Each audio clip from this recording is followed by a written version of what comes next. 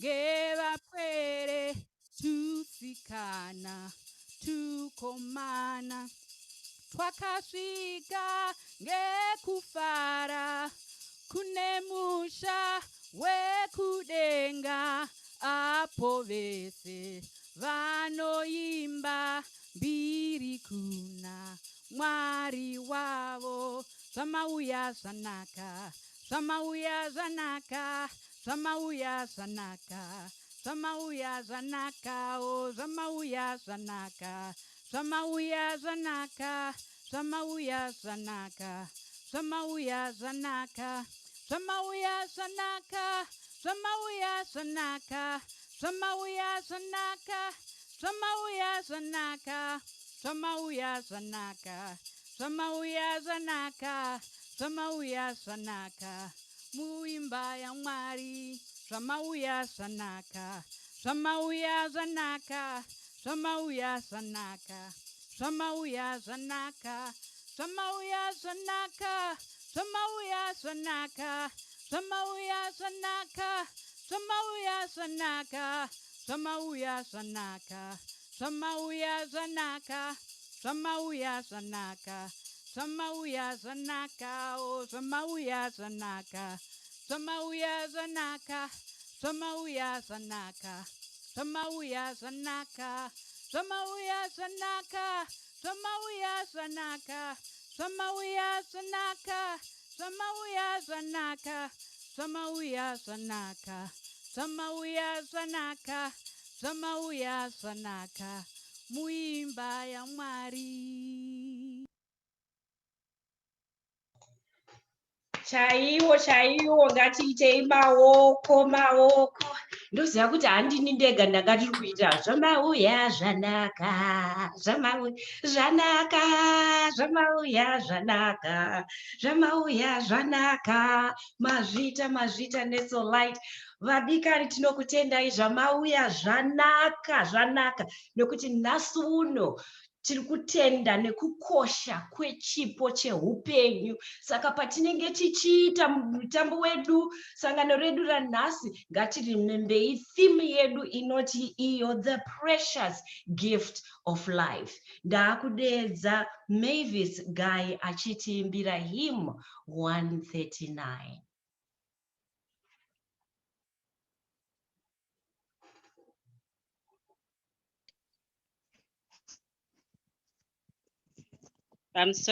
Pamsoroi ndokwazisai mose ndiri munashe ndichiti amen.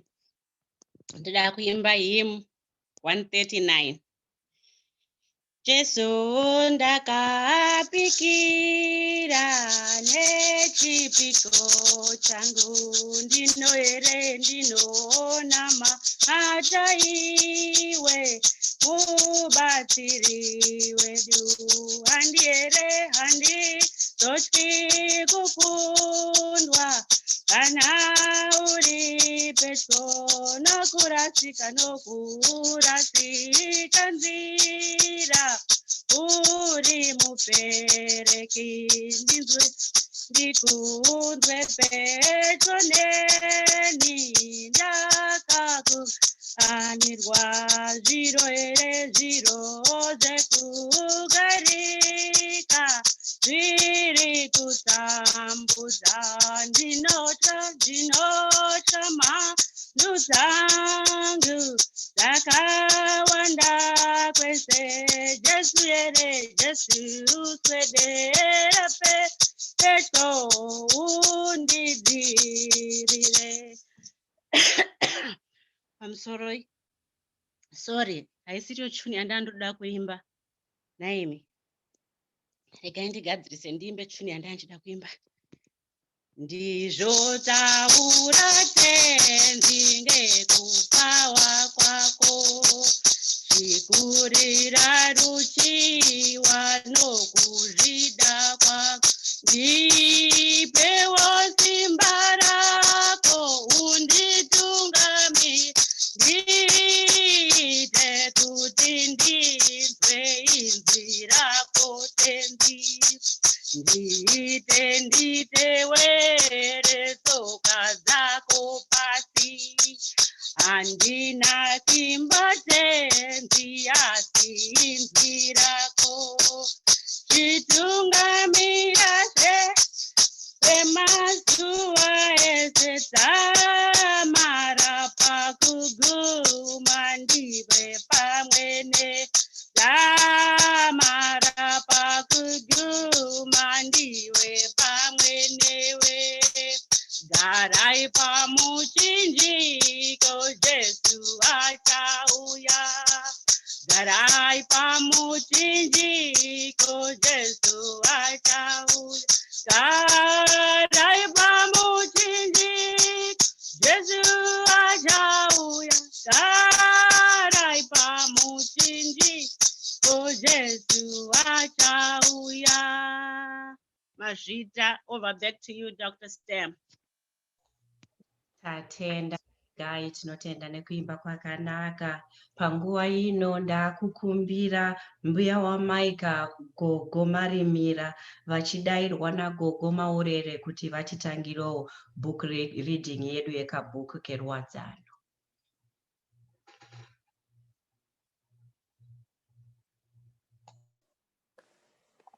Tinokwasa mese muzita ratenzi wedu Jesu Kristu. Amen. Tichaverenga muzita raBaba nereMwanakomana neromweya unoyera. Amen. Amen. Muidi netsitsi dzaMwari nezvitsidzo zvake ngatiswendere pana iyo tichikumbira nekuzvirereka norusununguro rwezvitadzo zvedu. Vanodaira vese vanoti tinobvuma kuna Mwari mune simba rese, Baba, Mwanakomana nemweya unoyera, kuti takanyangadzwa kwazvo mupfungwa nemumazwi nemumabasa edu, ndizvo tinonamata Mwari kuti ave nenyasha kunesu. Amen. Mwari vane simba rese nenyasha ngavatipe rusununguro rwezvitadzo zvese, nguva yokupinduka nechokwadi nerunyaradzo romweya wavo unoyera. Amen. Amen. Then Psalm 23 ndichaita yekuverenga. Tenzi mufudzi wangu, ndizvozvo handizoshayi chiro. Anondifudza murusvishi, anonditungamidza kumvura yekunyaradza. Anondipindura mweya wangu, anonditungamidzira munzira dzekururama pamusana pezita rake. Hongu kana ndichifamba mumukana wemumvuri wekufa, handizotyi kuipa. Izvo uineni, tsvimbo yako nemudonzvo zvinondinyaradza. Unogadzira tafura pamberi pangu kuna ivo vanonditambudza. Anozora musoro wangu namafuta, mukombe wangu unozara. Asi rudo rwako netsitsi zvinonditevera mazuva ese eupenyu hwangu. Ndinogara mumba yatenzi narini. Amen. Amen. Chidzidzo.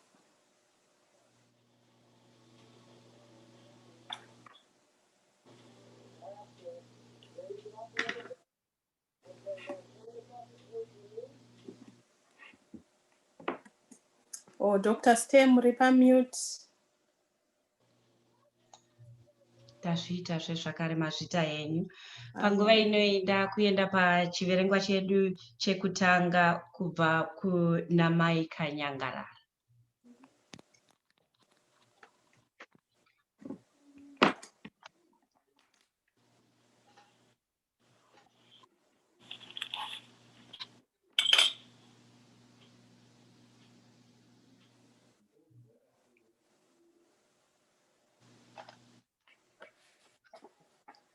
Mama Kanyangarara, kana muripo ita yenyu unmute yenyu mutiverengerewo chiverengwa chedu chekutanga chinobva kuna Habakkuk 3 verse 17 kusvika pa19.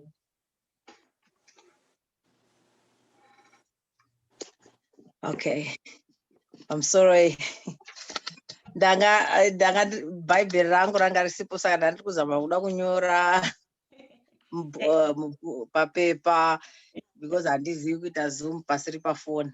Okay, no, that's okay. Saka tsamba yedu tinoiona yanhasi kuna Habakkuk 3 verses 17 to 19.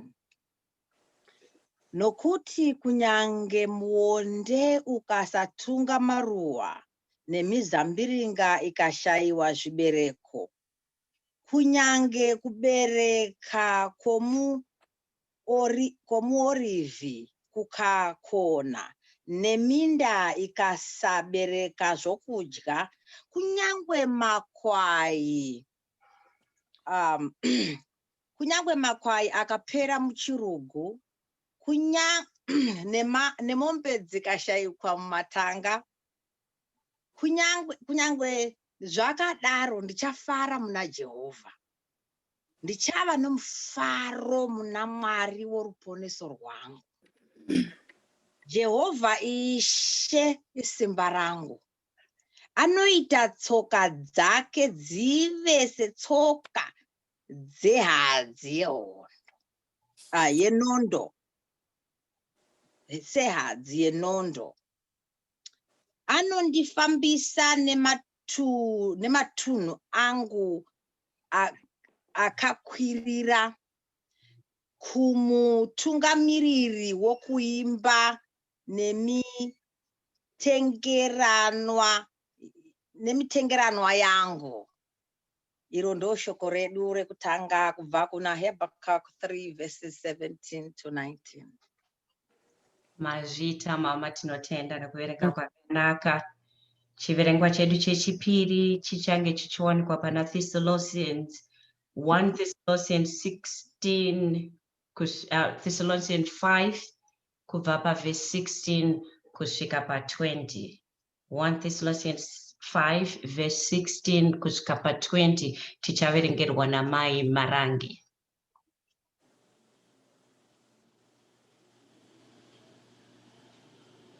Masikati akanaka kwamuri mose. Chiverengwa chedu chechipiri chinobva kuna vaTesaronika 5 verses 16 to 20.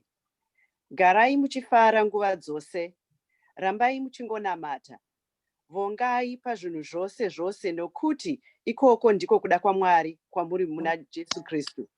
Regai kudzima mweya, kwete. Regai kushora mashoko anoparidzwa namasvikiro aMwari. Apa ndipo panoperera chiverengwa chedu chechipiri. Mazvita mai Marangi. Tichienda pachiverengwa chedu chechitatu chichange chichibva pana John 17 kubva paverse 9 kusvika pa15 tichaverengerwa nasisi Pamela Maenzanise. Masikati kwamuri mase madzimai. Chiverengwa chedu chiri kubva muna vhangeri raJohani chitsauko 17 verses 9 to 15. Ndichatanga kuverenga. Ndinovanyengetera ivo, handinyengetereri nyika, asi ivo vamakandipa nokuti ndivo venyu. Zvose zvangu ndezvenyu, nezvenyu ndezvangu. Ndakakudzwa mavari.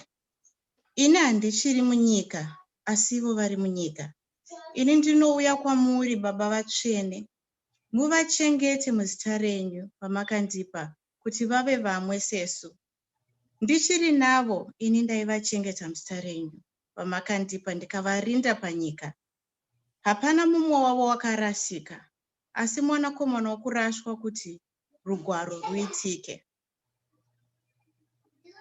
Asi zvino ndinouya kwamuri, ndinotaura izvi panyika, kuti vave nemufaro wangu wakazadzika mavari. Ini ndikavapa shoko renyu, nyika ikavavenga, nokuti havasi venyika, seni handisi wenyika. Handinyengeteri kuti muvabvise panyika, asi kuti muvachengete kuno wakaipa. Apa ndo panoperera shoko redu. Zviita Sister Pamela nekuverenga kwakanaka. Taakudzokerazve kuna gogo Marimira uye vamaika kuti vatibatsire nagogo Maureri. Rwiyo rwaMaria rwokurumbidza. Moyo wangu unokudza tenzi, nomweya wangu unofara kuna Mwari muponesi wangu. izvo akaona kuzvirereka kwebandakadzi rake. Onai, mushure meiyi nguva, ndudzi dzese dzichamudaidza kuti akakomborerwa. Izvo muridzi wesimba akandikudza, zita rake rinoyera. Mutsa wake uri kuna ivo vanomutya kune ndudzi dzese. Akaonesa simba ngeruoko rwake, akaparadza vanodada nepfungwa dzemwoyo yavo. Akabvisa vakuru pazvigaro zvavo, akasimudza vanozvirereka nekupfava. Akagutsa vane nzara nezvakanaka, akadzinga vapfumi vasina chinhu. Akabatsira bandakadzi rake Israeri, achitondera mutsa wake, sezvo akatsidza kuna vasekuru vedu Abrahamu nevana vake narini. Mbiri ngaive kuna baba nemukororo nemweya unoyera, sezvo zvakange zvakadaro pakutanga, nazvino zvichangodaro, zvigare zvakadaro narini. Amen. Rudaviro.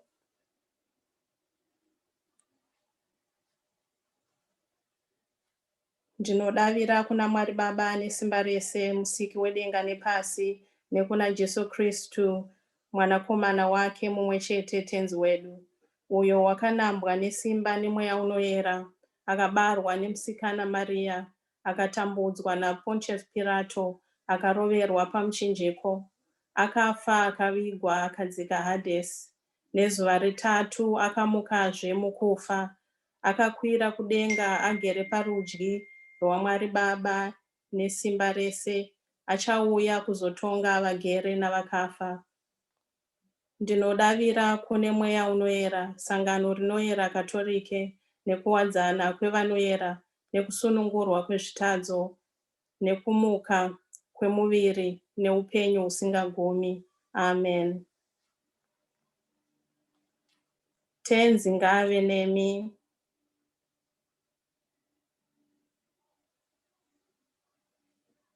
Minduro. Mweya wako. Ngatinamatei. Tenzi tichava nenyasha panesu, Kristu chiva nenyasha panesu, tenzi chiva nenyasha panesu. Ngatinamatei. Baba wedu ari kudenga, Zita renyu ngariyereswe, umambo wenyu ngausvike, kuda kwenyu ngakuitwe pano kudenga. Tipewo nhasi kudya kwedu kumusi yese, tisunungure zvatinotadza zvose, tiregerere zvatinokutadzirai, zvoumambo uri hwenyu, nesimba nembiri, narini narini. Amen. amen.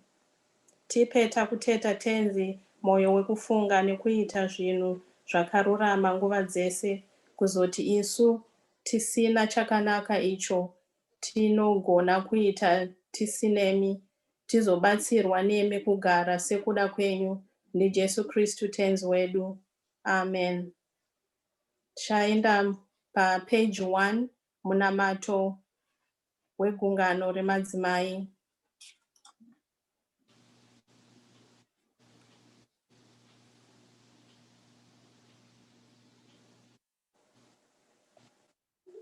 Tenzi tizadzei nemweya wenyu unoyera, kuti tinatse kudavira kuna Jesu Kristu nekumuda nemwoyo yedu yese.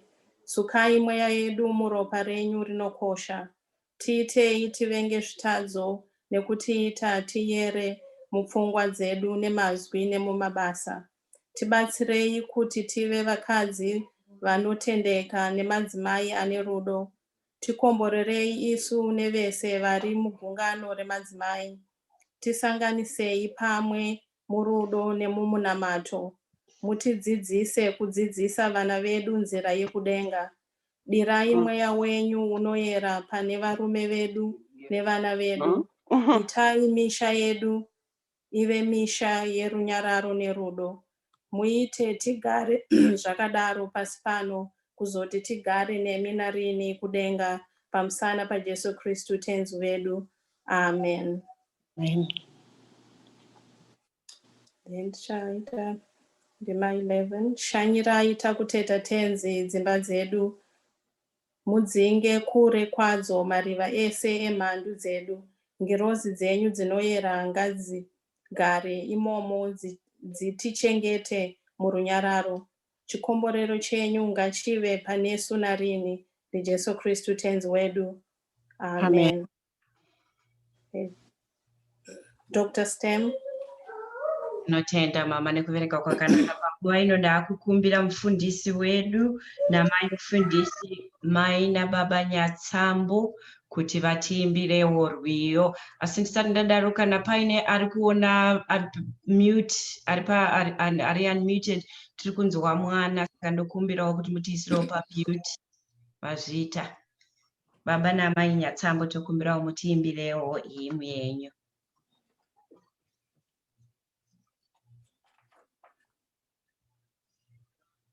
Zita rake Jesu tinombera, mabvi afugame pamberi pake, ndimi dzese dzese ngadzitunidze mambo wedu Jesu, izwi raMwari.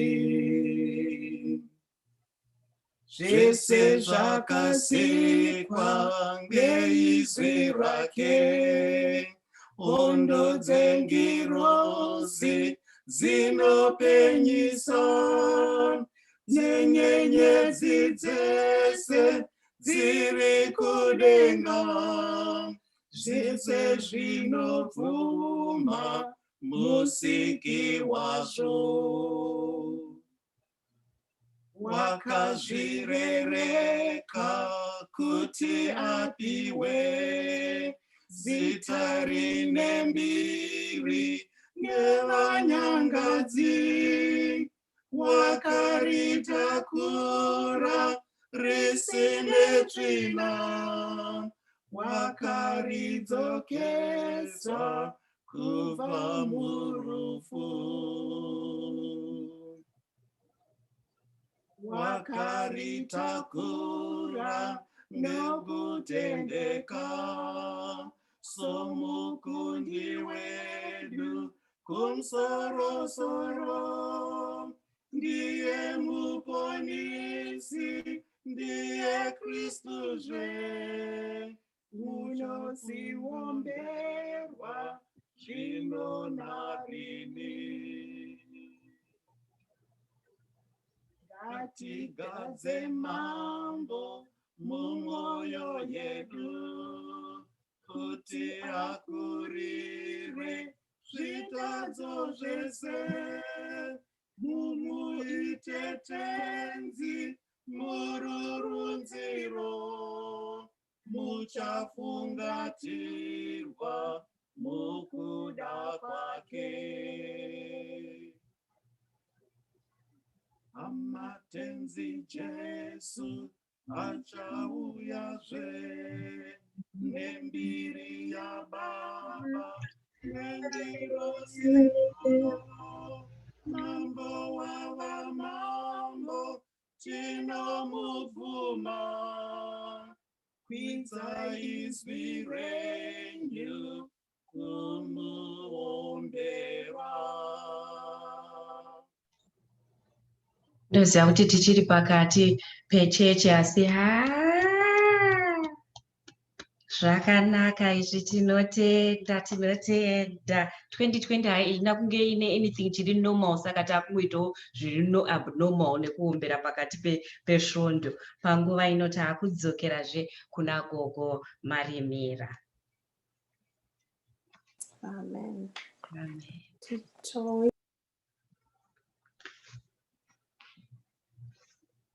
Muri pamute.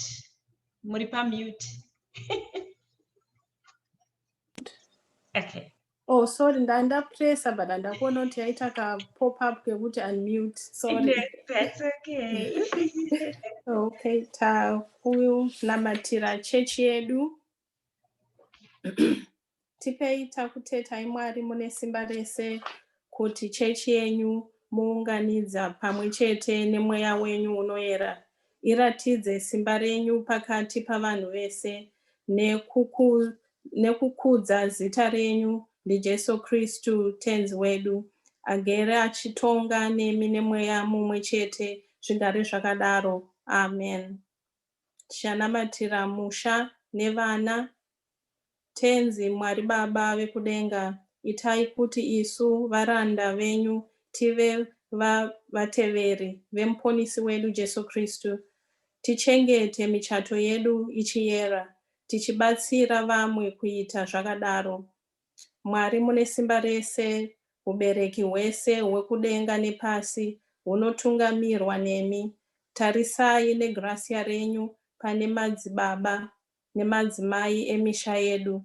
Vapei kuziva nerudo nekupfava, kuti vave muenzaniso kune vana vavo mumabasa nemukuyera kweupenyu hwavo, kuti vese vagare pamwe murudo, murunyararo nemukubatsirana, vakufadzei muviri yavo nemweya. NdiJesu Kristu tenzi wedu. Amen. Tinokutendai Mwari nevana vakakura mumisha yedu. Takutetai vaitei vagare vachidayira kunemi nekunesu nekune vamwe. Rudo rwenyu ngarudzivirire avo vasiri patiri. Komborerai vakaroorana.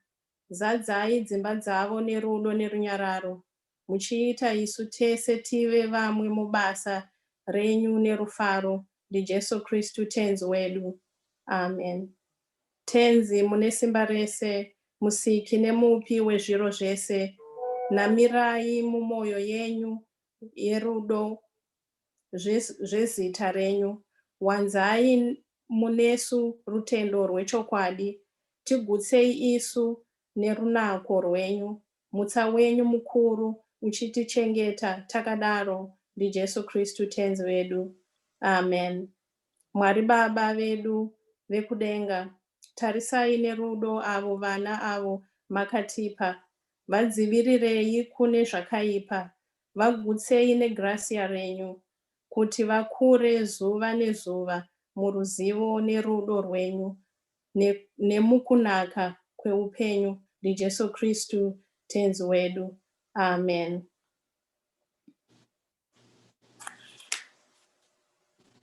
Tichanamatira vanorwara nevari munhamo nevadaviri vakafa.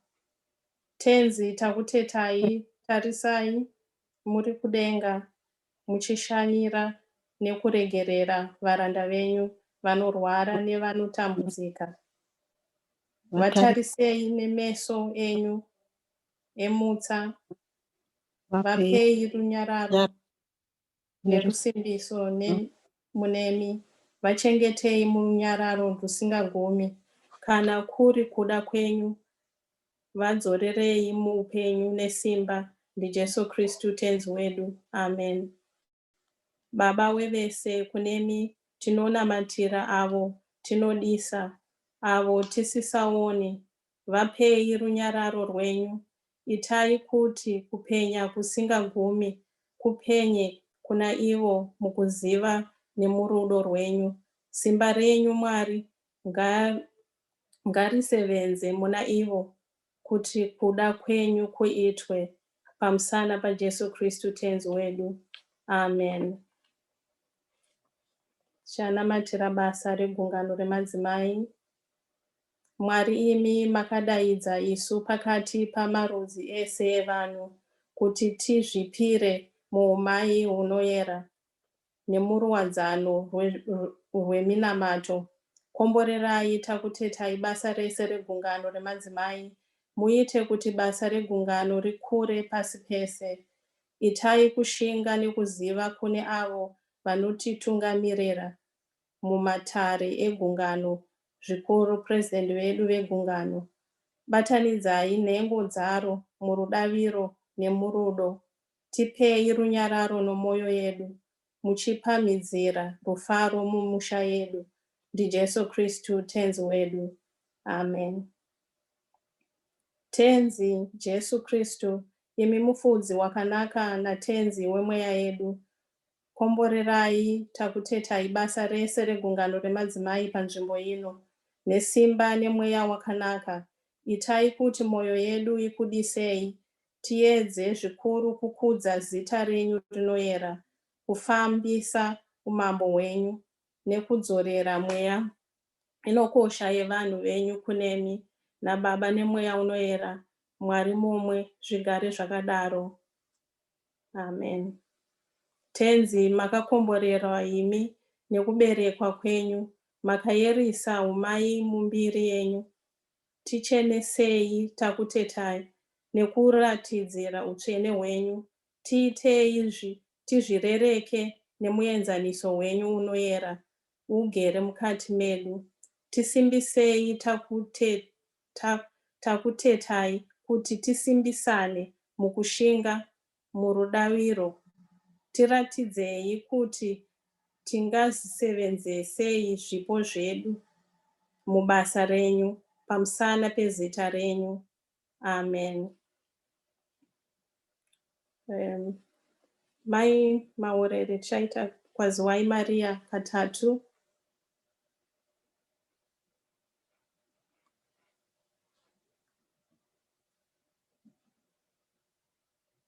Mai Maurere.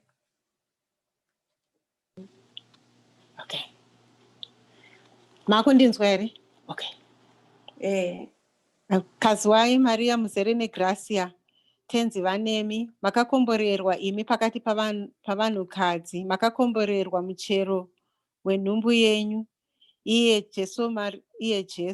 Maria muzere, Maria munoyera, Maria mai vaMwari, tinamatirei isu vanyangadzi zvino napanguva yokufa kwedu. Amen. Kaziwai Maria muzere negracia, tenzi vanemi, makakomborerwa imi pakati pavamwe vakadzi, makakomborerwa muchero wenhumbu yenyu, iye Jesu. Maria unoyera, mai vaMwari, tinamatirei isu vanyangadzi zvino napanguva yokufa kwedu. Amen. Ikupedzesera. Kaziwai Maria muzere negracia, tenzi vanemi, makakomborerwa imi pakati pavanhu vakadzi, makakomborerwa muchero wenhumbu yenyu, iye Jesu. Maria unoyera, mai vaMwari, tinamatirei isu vanyangadzi zvino napanguva yokufa kwedu. Amen. Amen. Chaita gracia ratenzi wedu Jesu Kristu, nerudo rwaMwari neruwadzano rwomweya unoyera, ngazvive nesu tese narini narini. Amen. Tichatandara murunyararo muzita ratenzi wedu Jesu Kristu. Amen. Dr. Stem. Mazvita vanamai, tinotenda panguva ino ndakukumbira gogo Lupafia kuti vatinamatirewo muparidzi wedu.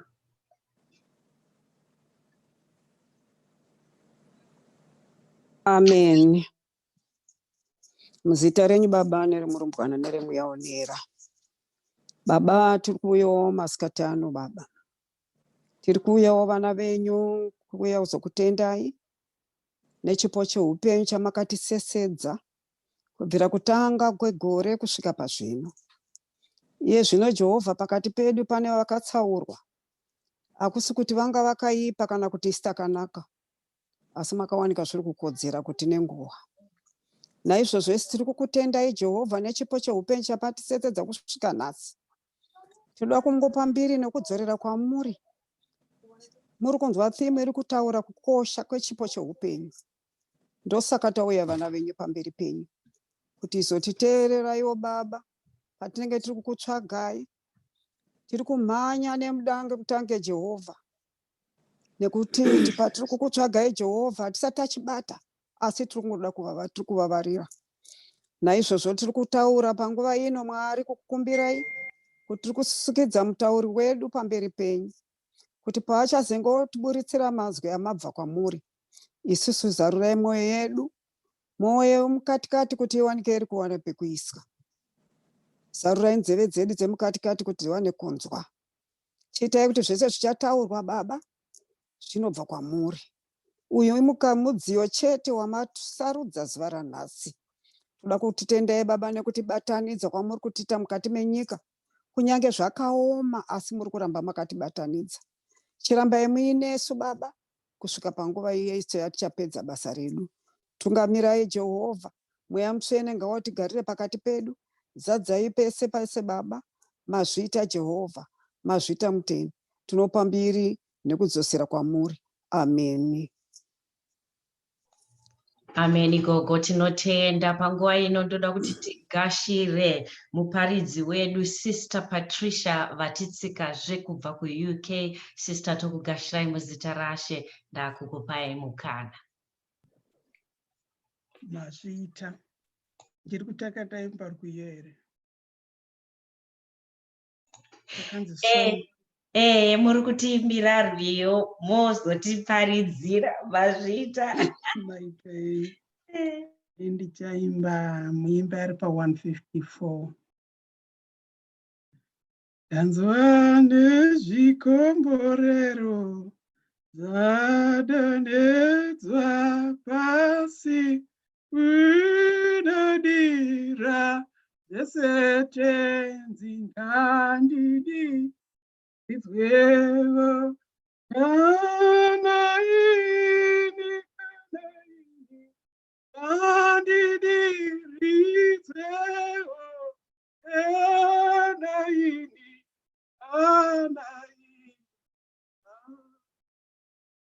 ndidzwewo usandivhure Baba, ndiri mwana wako, uri kuda idza vamwe idzwewo kana ini vandida idzwewo kana ini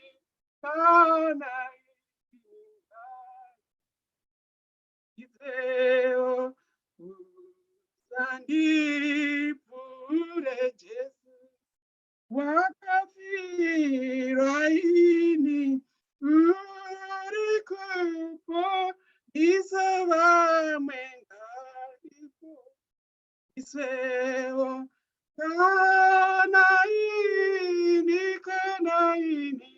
ngadipo idzwewo kana ini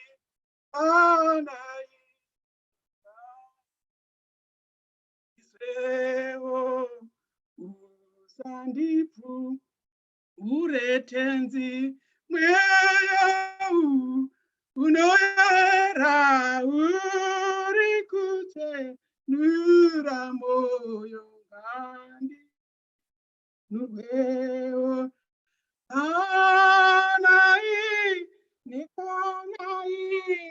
nganditse nurwewo kana ini nganditse nurwewo etenzi ndakagaura ireku unedima ari kuswededza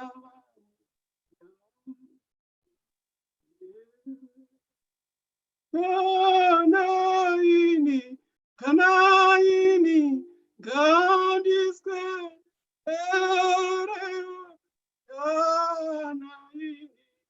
kana ini ngandiswedere. Muzita raBaba remwanakomana neramweya mutsvene. Amen. Tinoda kuonga nyasha dzinotikwanira mazuva ose. Tinoda kuonga Ishe Mwari, muridzi weupenyu.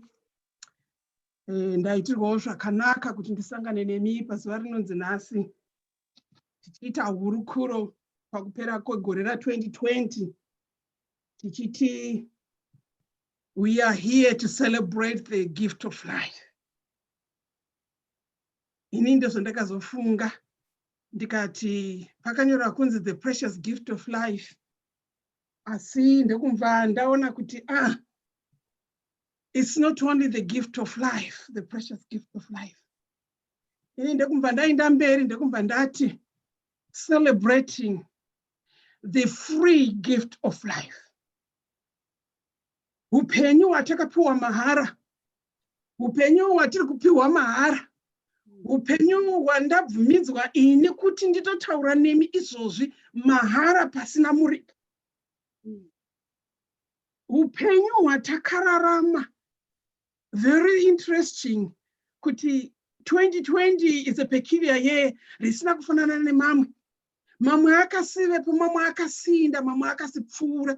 But gore rino ranhaka tiri kunzi tazosangana pano nemiwo kuBoston, isi tiri kuno kuUK, tichiti haiwa tasanganiswa nekuda kwekuti gore rino harina kumira semamwe wose, asi uyai tisangane, titende Mwari, tirumbidze, tivonge chipo cheupenyu watakapiwa pachena, a free gift of life.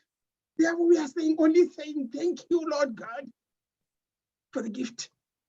Kuti tirarame zvekusvika panguva ino, this moment and minute yatiri kutaura imineni, nekuti the next hour hakuna anoziya kuti tinenge tiri papi, hakuna wedo ane in confidence, kusara kwomunhu mumwe chete anoziya, ndiye anotaurwa kuna Genesis chapter 1 zvikanzi ku26 neku27 zvikanzi zvino Jehovha Mwari vakati ngatisike muno nemufananidzo wedu. And then God said, let us make humankind in our own image, according to our likeness, and let them have dominion over. Ndo chatita kuti tisvike pano imineni, chekuti takatomboitirwa takarangarirwa, takabvumidzwa, takatongoitwa, nekuti pano wakaona tichifanira kusvika panguva ino, tichifanira kuti tinge tiriko. Tikanzi Mwari vakanga vasika zvapo zvichitaka nyika. Ndambeni ndichifunga ndichiti, can you and me imagine timboenda mukamodhi kedu toga, munhu avhare kaziso kake so kawani, ovhura kamwe uri mukadbox, uri kuhenga mudenga umo usiri pano pauri panapa. And imagine this was a vast creation. Yakanga isina isu vanhu tinodemolisha nekuti zvakapita. Imagine kuti pakanga paine miti neuswa, maruva, pakanga paine zvose, mhuka dzichitaka nyika nekutsikana nekufambana, tidzo dzakadzichita dziri muarika yaNoah.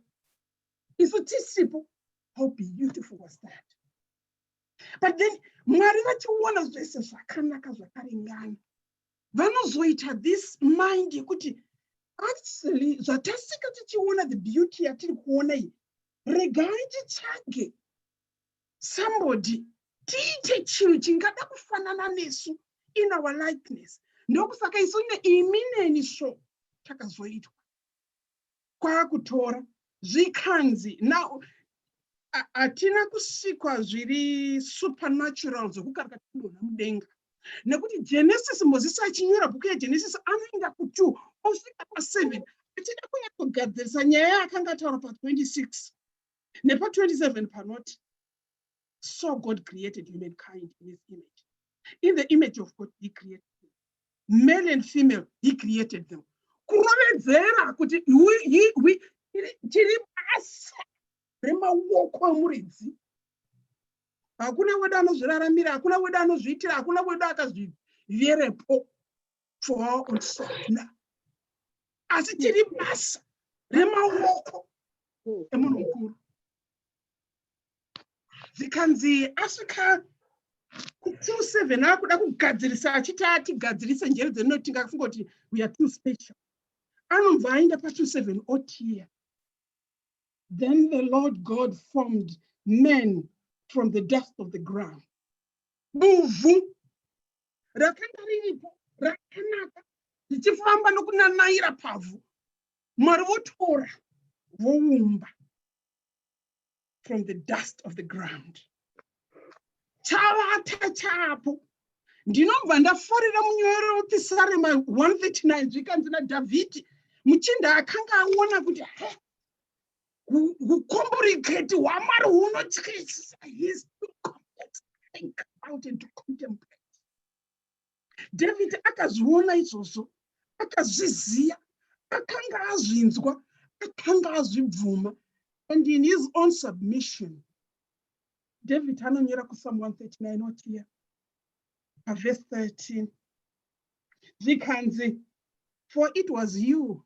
Oh, it was you who formed my inward parts. Ah. You knit me together in my mother's womb.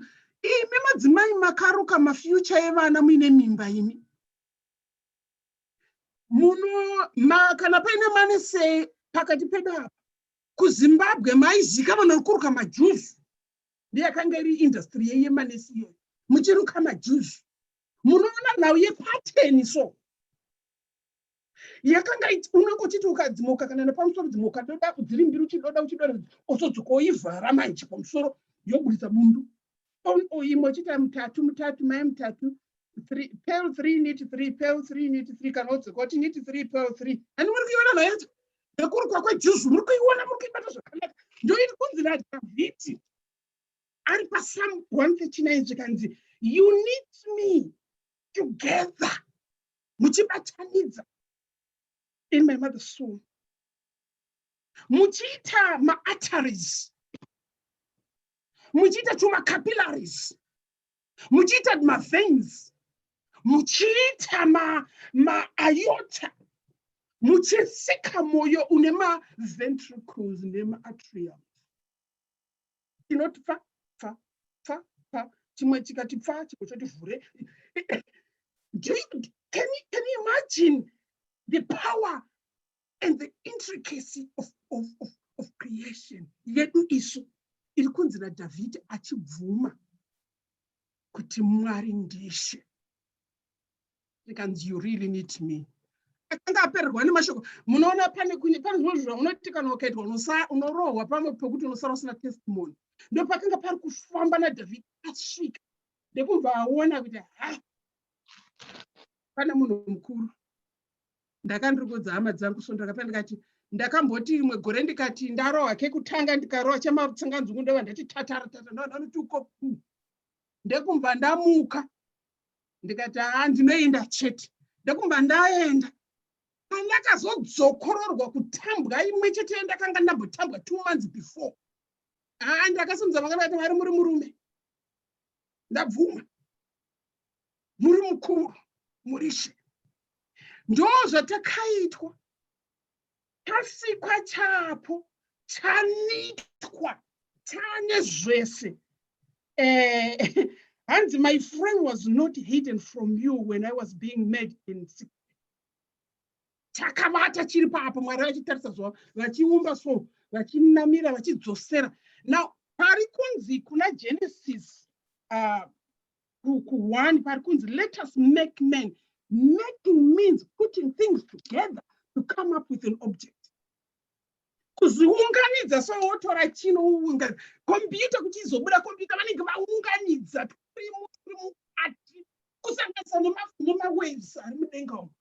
Wauya nemumasaisai imomo mumasaisai zoita computer. Now tiri basa remaoko aMwari, we were made. Ndekunza kunzi let them have dominion. Asi tisati tapiwa dominion tichiri pakusikwa. Pane chinhu chimwe chete chakaitwa naJehovha Mwari. Otherwise tingadai tisina kurarama. Ndechekuti baba vanonzi vakazoti pa 7b yacho zvikanzi and breathed into his nostrils the breath of life. He breathed into his nostrils the breath of life, and man became a living being. So ndo patiri kutaura nezvapo, ndo patava kuzotaura nezvapo. Pe breath of life yakabreathiwa matiri. Pe mweya yavo wakafemerwa mumhuno. Vanoita ma-emergency vaya vanenge vanoita ma-resuscitation yakatangira kuna Adamu. Haina kutanga kuno kuzvipatara kwataveri. Yakatotanga beginning. In the beginning is beginnings. Ndio kwayakabva naAdamu naEva. Kwakanga Mwari vachisika, vachifuridzira so vakafuridzira. Ndavachatanga kubwara chinga Adamu. ndevachatanga kusekerera, ndevachatanga kutakanyika, ndevachagara, ndevachati ndisumuke makumbo mairi, ndevachasumuka. Chaiona nzou dzichifamba ne4, ndevachati ndisumuke nemairi, ndevachasumuka wanika tiri kutatereka wake boy. Mwari ndevavati Adhamu, ndevachaziva kuti zita rangu ndonzi Adhamu. Creation, we are the work of the master. We are a destined people. We are a rare breed. Sina kufanana dzimwe dzose. Tiri chinokosha. Chinokosha hachizi nyama iri kunze nekuti yakanga ivete. Chinokosha ndechakaiswa matiri. Chinoita kuti tirarame 10, 15, 60, 70 years. Nekuti chikachabviswa munhu apachina. Saka zvoreya izvo kuti.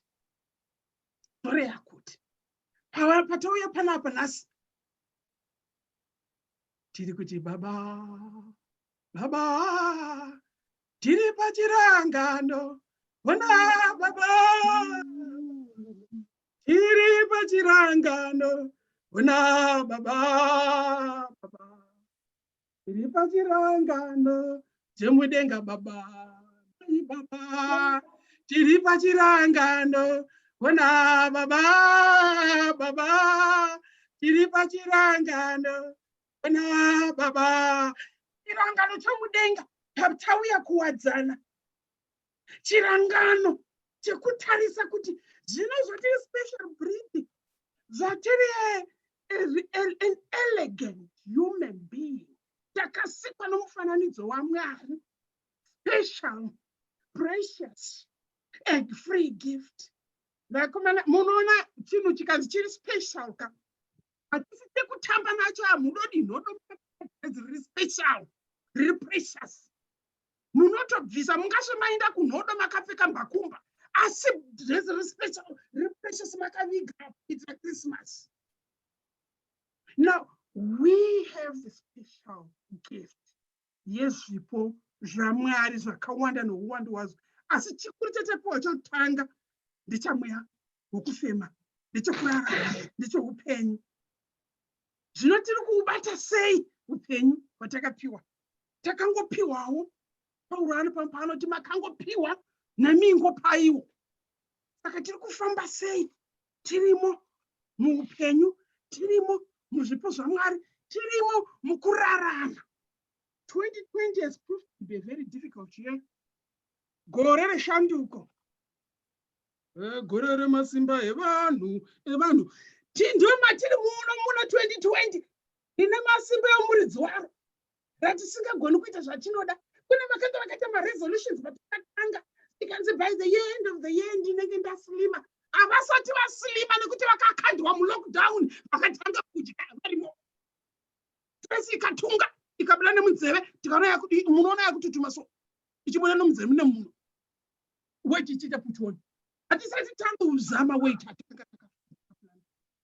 Kune vakanga vachiti by 2020 university. Akavharwa mauniversity havana kugraduate. Tinamwe chimwana changu chidhofodho changu chakazograduate papikicha chichiona pafoni so chichiona president achitaura chakatarisa apa kati ainzi ndinoiswa pamusoro ndinobatwa musoro napresident haina kuzoiswa.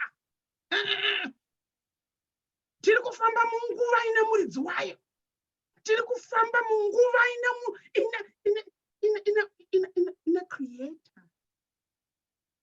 ina creator, ina sustainer, ina provider, ina the one who gives us allowance, the one who opens my doors so, the one who allows us so. And if he says no, nobody says yes. Tiri kufamba munguva yekuti kana dori kange ravharwa, kunyanga ukaita mutsimba kukata heji ukarova nemugwara, harivhurike boy. Nekuti kune muridzi wenguva. 2020. Asi isu zvatabvumidzwa kuuya pano. Zvatabvumidzwa kuuya pano. Nhasi. Tauya kuzotenda Mwari. We can only thank God for his faithfulness. We can only thank God for his beauty. We can only thank God for his love for us. Nekuti tatobvumidzwa.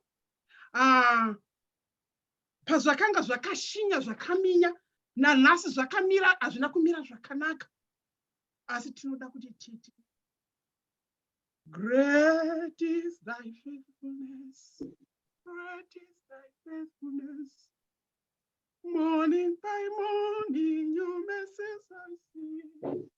Oh, that I've needed the end of great is thy faithfulness, Lord, unto me. Acknowledging uvepo hwaMwari, acknowledging nyasha dzekuti isu tatenderwa, acknowledging kuti vamwe takapinda muurwere. David unoti asvika emuchinda, David anonditira zvakanaka mufesi wangu big time, musamubate-bate nekuti ndinovhiringana. David asvika paPsalm 123 akanga achiona kuti kutiza Sauro netsoka kunonetsa nekuti Sauro unoteera, kutiza vavengi vake kunonetsa nekuti vanokaruka vamuvhima, kutrasta munhu kunonetsa nekuti musuya unenge paakadya chidyo mutemberi apiwa nomuprista akatiwana kuda akaenda akanomutengesa kuna Sauro zvakamira. Asi David anotiya ari paPsalm 23 zvikanzi imi Mwari imi ndakuonekwa. Lord, you are my shepherd. He is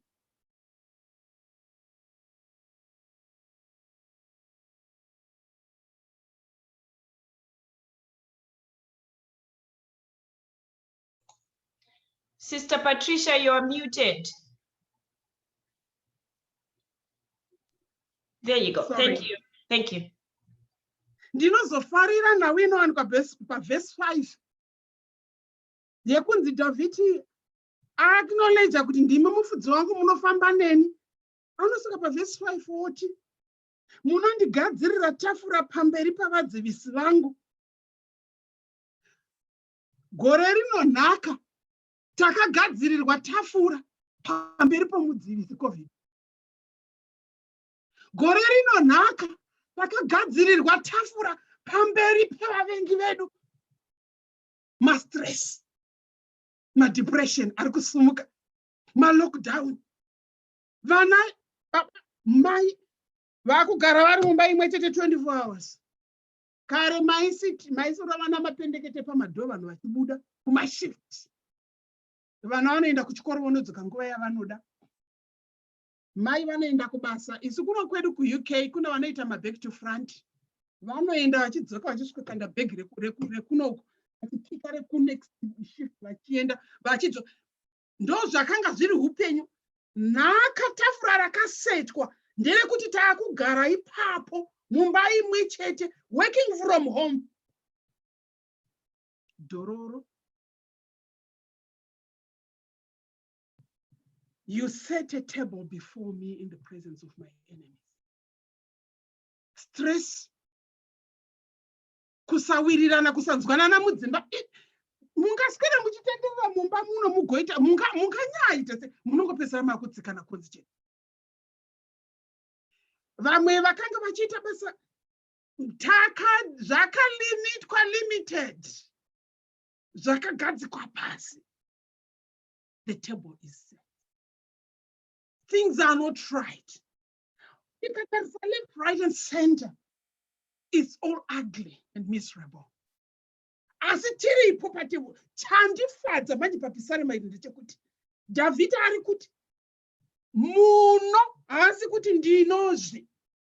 Ari kuti muno atanga ataura kuti vari kuti muno ndo vautiudza kuti muri imi Jehovha muri mufudzi wangu.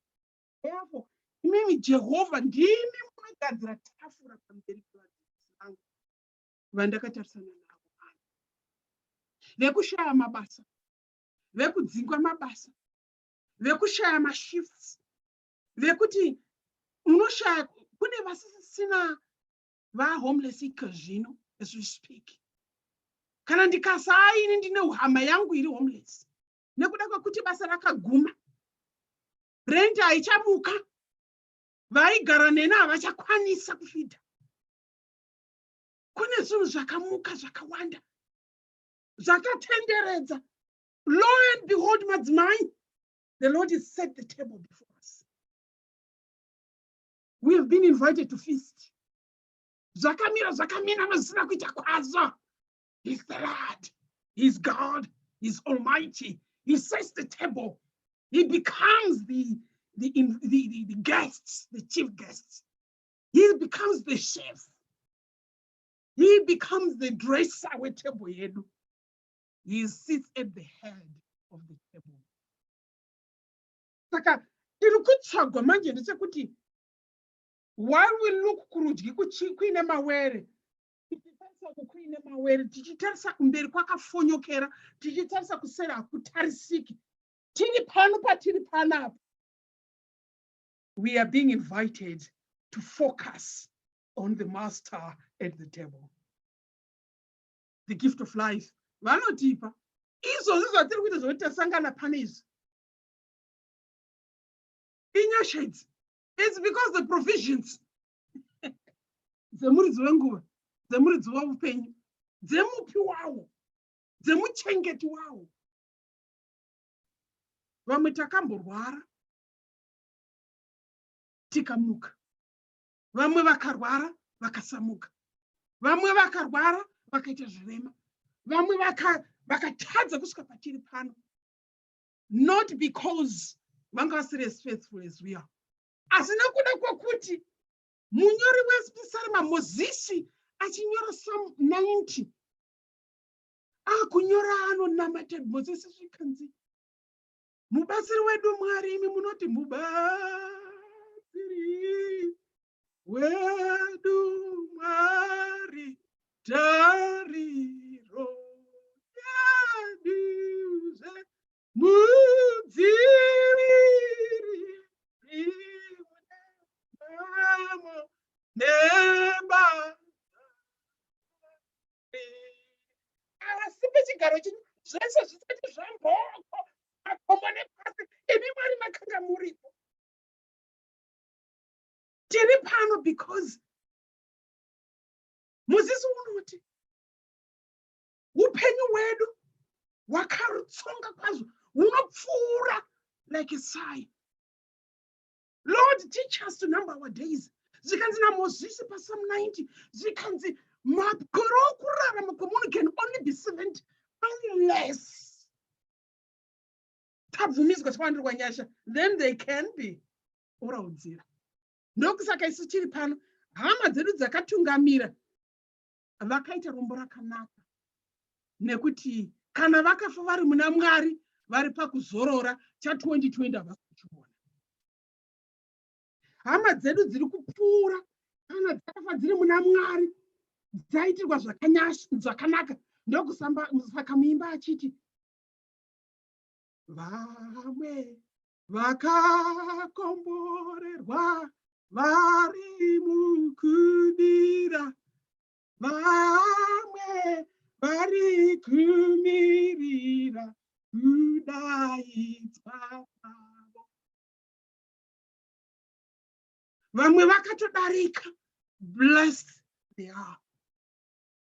Isu tiri pano totokuka kuti tirambe takamira panzvimbo, tirambe tiripo tichiziva kuti upenyu chipo chatakapiwa naMwari.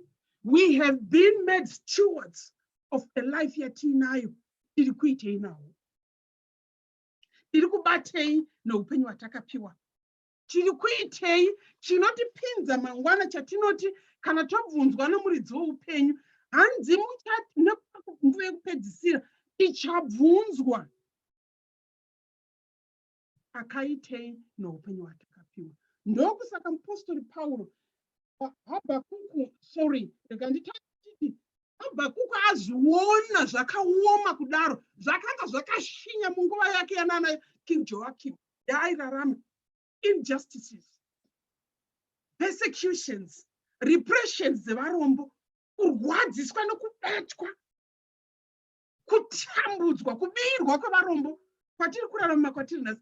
Ini kwandinobva, ini ndinobva kunyika kwangu yenyika. Handizivi kuti imi munobva kupi. Kune variko vari kubira varombo. vanoinda mumaraini mune chembere neharawa nemamai nemadzibaba anongori nembudzi imwe chete, ndio mavanoinda vachinotora mbudzi iyoyo achisiya 5 kg yeshuga otora mbudzi yekupedzisira. The only thing chenorarama chemunhu. Variko vari kuba, variko vari kutsikirira, variko vari kutorera varombo. Ndo yakanga ichiraramwa munguva yaHabhakuku. Asi aite a conversation naMwari, vaonesana, akaratidza kuti zvose zvichatsibwa. Habhakuku unoti saka zvoreva kuti kunyange chero even hazvina mose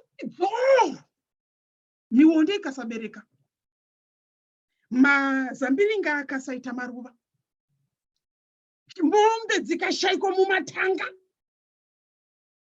mbudzi dzikasavepo, hey, ndichafara zvakadaro muna Jehovha Mwari. Vandiverengera scripture iyi munoverenga zvakanaka muri shasha imi. Ndazvifarira ndanyingoti amen amen. Zvikanzi kunyange zvose zvikange zvisipo, kunyange zvinhu zvakaoma, kunyange rakasetwa, I will rejoice, I will still, though even kunyange zvakadaro ndichava nomufaro muna Mwari. Kuna Mwari, kwete Mwari voga, asi kuna Mwari woruponiso rwangu ini. Handizivi kuti munoti Mwari woruponiso rwangu ini. Muri kuona mimwe yangu ndobva ndaida show kuti ndeve ruponiso rwangu.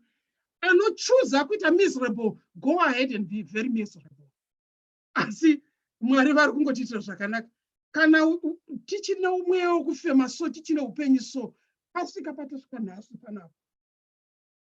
Glory and praise be to the Almighty.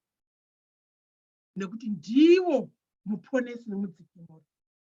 Anzi Jehovha Ishe isimba rangu. Anoita tsoka dzangu dzive setsoka dzehadzi yenondo. Dear, my dears, ndakazotanga membwe. Inotsika zvakanaka. Twakadaiwo, asi kunotsika zvakanaka. Kune balance. Saka ndozvandi kana ndiri kuna Mwari musandibata, musandigume. Don't touch. Ndinotsika zvakanaka nokuti anonditsikisa. Kana ndotsika anonditeya. Kana ngendaa izvo zvakaoma anenge achindidzikamisa, achinditeya ndichifamba. Kuwadzana. Hanzi naHabhakuku.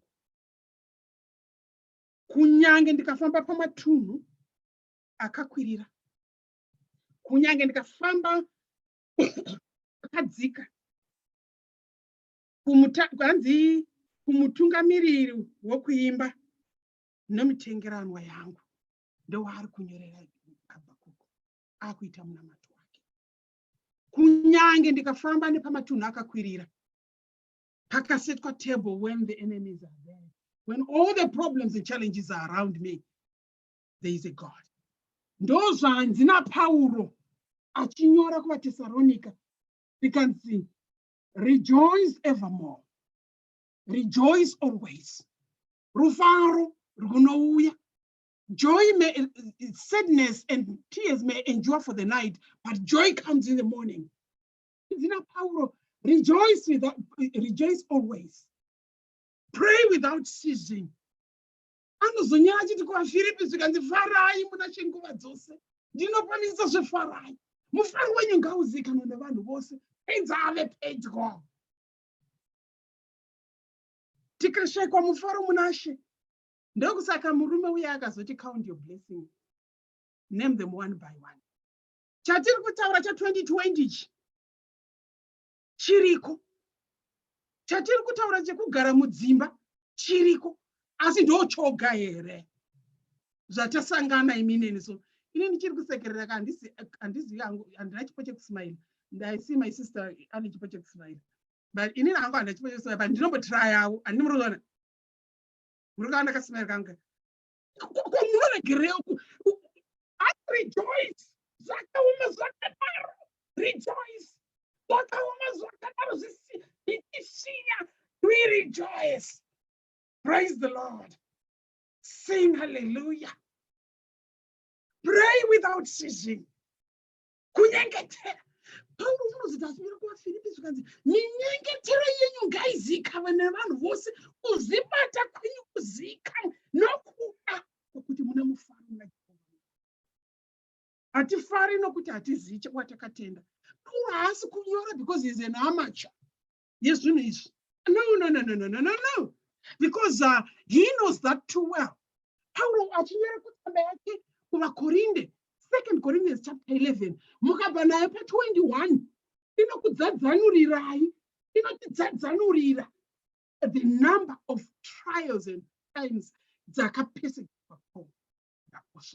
Mupostori wakaona chimoto, wakaona chitsuku chinenge red. And I speak concerning reproach as though we had been weak. MuHebrew wamaHebrews. And kana ari kutaura nyaya dzekurohwa stripes 5 times, 3 times I've been beaten with rope, and anobva ataura nyaya dzemashipwrecks, anotaura nyaya dzekunyura mumvura, anotaura nyaya dzekusungwa, zvese zvakaitwa maari. But he goes on and says, rejoice in the Lord. Zvoreva kuti kana naiye akanga achifara, akati mufaro wenyu ngauzikanwe nevanhu vose, nyengeterai musinganeti. Pray without ceasing. Saka it's a non-stop, it's a continuous. Nyaya yekufara, we are being told to. Tiri muna Kristu. Nekuda kwekuti takapiwa chipo chehupenyu, chokufara, chekurarama, chipo.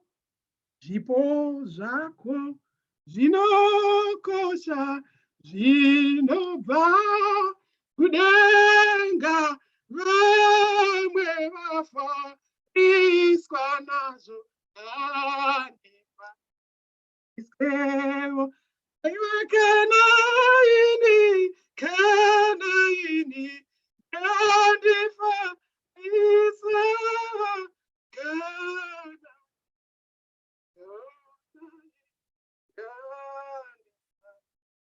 Iskevo, zvinokosha zvipo kana takapiwa chedenga, chinoda kufarirwa, chinoda kukosheswa, chinoda kunamatirwa, chinoda kubatwa precious. Hatina chitsva chatiri kuudzwa, hatina chitsaro chatiri kutaurwa naPauro. Muchinda ndiye wekuzoti akutaura aku12 yevaKorinde, otiye ndakambonyengetera, ndakapiwa munzwa, ndikanyengetera 3 times. Paulo ndiye wokumbenga achinamatira vamwe, wekumutsa vakafa, wekumutsa chimukomana chiya, wekuzonzera nyoka mumoto. He is the Paul that we're talking about. But azvasvika apa, 3 times he prays, achinyengeterera kuti chake chibve, onzi my grace is sufficient for you. Nyasha dzaMwari ngadzitikwanire madzimai, nyasha dzaMwari ngadzitikwanire vadikani, nyasha. Takapiwa mahara isu chipo chehupenyu, kunyange tichirwara, kwakuwana kufara matambudziko. Dzimwe nguva zvinotirwarisa nezvinotinetsa, ma-blessings anovhura madoors ekuti tiswedere pedyo naMwari. And yet we are busy complaining about God. Dzimweni dzenguva zvatinofungidzira kuti ma-obstacles, zvatinofungidzira kuti zvinotivhiringa izvi, vanhu vatinofungidzira kuti havafaniri kunge vari muupenyu hwedu, ndofanira kuti ndibvisirwe vavengi vangu, ndivo vanotiita kuti tisakanganwe. My grace is sufficient. Munzwa ngaugaremo so that we remain in place. Paulo oti, ndisati akunda sibati, ndinoramba ndichivavarira. Zvino Paulo anondinakidza nokuti muchinda uyu aiziya Mwari vakanga vakatendwa kare, aiziya kubata kwaMwari, akanga achiziya. Ndiye akanga asangana naKristu kapaDamascus paya, panzira yekuDamascus paStraight Road, inonzi Straight Road. Zvikanzi Paulo akanga ari kuvakurudzira nekuti aiziya kuti akanga amunyengeterera kare.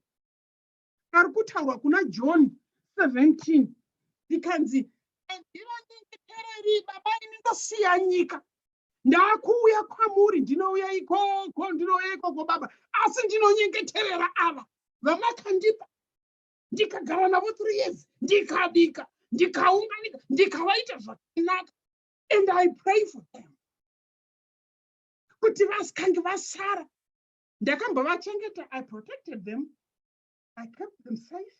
Pandanga ndinavo kusara kwaJudhasi asi iye zvino ndakubva ndakuuya kwamuri ndovanyengeterera kuti muvachengete muvape rufaro. Hanzi that your joy inoonekwa mavari.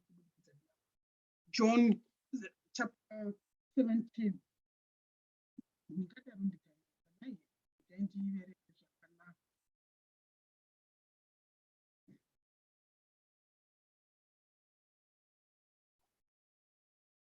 I pray not that shouldst take them out of the world, but that thou shouldst keep them from the evil one.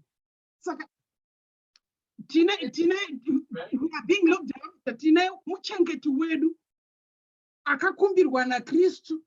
Ndokusaka Paulo akanga achiudza hama, ndokusaka akanga akuti itai henyu, farai muna She nguva dzose, nyengeterai nokuti isi takanyengetererwa kare. Ariko uno akaenda mberi kwedu Kristu mukundisi akatinyengeterera. Saka nokudaro kukunda akuti njenga takakundiswa. Sanctify them through thy truth. Thy word is truth. As thou hast sent me into the world, even so have I also sent them into the world. Saka tiri kukumbirwa vatani kuti tingoziya zvedu kuti hakuna chitsva chingaitike kwatiri, hakuna chingashamise kwatiri, asi zvose zvinoitwa nekuti baba vanotiona precious, vakatipa, vakatiita, vanotichengeta, ndiwo mudzikinuri, ndiwo mudziviriri. So we are here this evening, this afternoon, to thank the Lord, to bless the Lord. Kuti titi haiwa tinovonga wamasimba ose. Makaita henyu baba wakudenga. 2020 tasvika pano, thus far you have brought us. Kana tichienda kumberi pfuurirai nesu. Kana tine patichagumira tinogumira ipapo, asi tiri pasi pemapapiro enyu. Tiri pasi pemuchinjiko wenyu. Tiri pasi pemureza wenyu. Munyoro wePsalm 91 woti, avo vanogara mumba yatenzi vanogara pasi pemapapiro wamasimba ose.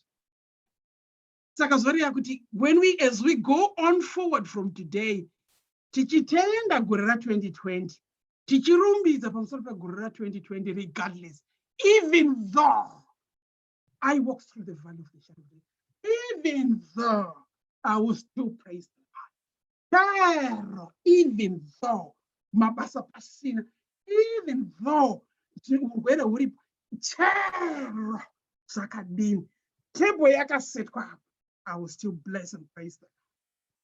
Ndiye mudzimai ari kutsvagwa, ndiwo mbuya vari kutsvagwa, ndiwo mai vari kutsvagwa, ndiwo vatete vari kutsvagwa veruwadzano. Tichiti isusu haiwa, as we go on forwards, thank you for the free gift of life, precious free gift of life. Thank you for being there with us. Thank you for walking with us. Hanzi naDhavhidhi, kana ndikafamba nomupato womumvuri worufu, ndinoziva kuti muneni, ndinoziva kuti ndichapfuura, nokuti imi muneni. He is our Emmanuel. He is God with us. Saka manirano vadikani, let us press on. Let us press hard. Let us keep on. Kunyange, hanzi naPauro, we are pressed hard on every side, but we are not crushed. Atibvume kucrashwa. We are perplexed, but we are not in despair. Atite give in to perplexion. We are being persecuted, but we are not forsaken. Nokuti tinoziva kuti imi Kristu munesu. kunyange zvikatinetsa, kunyange zvikativhiringa. We are struck down. But hey, kana ndikange ndomukapo, sorry kwazvo, ndinomira semusambangwena. Usafunga kuti kana ndarara, ndinomuka, ndichimira semusambangwena, uchiraririra. Kana mvura yapfuura womira timburutsuko. Kana mvura yauya woraririra. Kana ichienda nokuku uchiraririra. Kana yamira unowana wakamira yapfuura. Takamira semusamba. Struck down but never destroyed.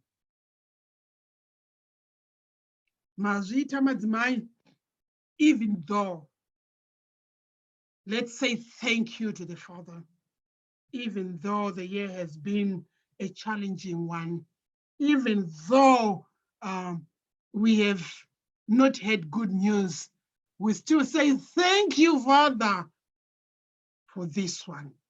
Thank you and thank you again. Amen.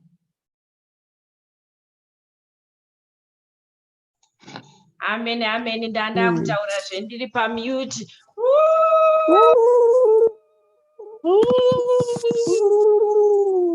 Kukudzwa izvi zvinokudzwa mazvita, Sister Patricia, tatenda mazvita. Panguva ino ndakukumbirazve Sister Nursel kuti vatipe rumwe rwiyo.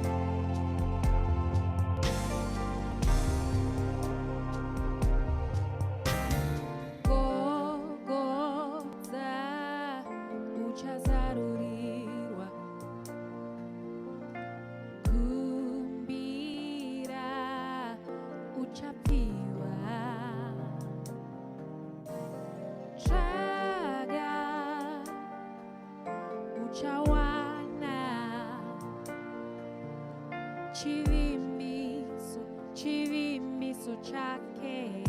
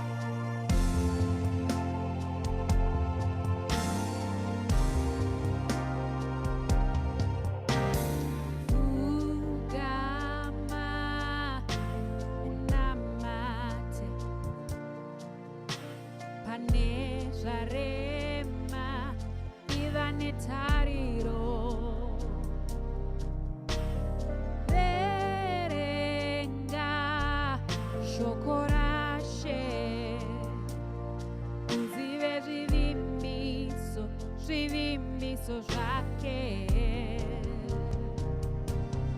Mira,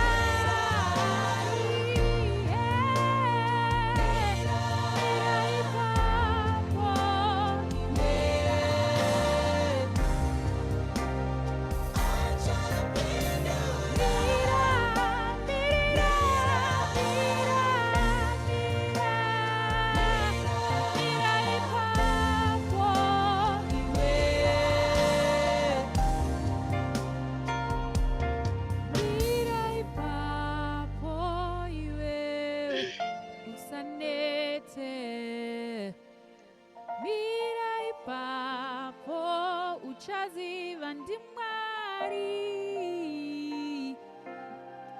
anouya achauya okupindura mira mira mira.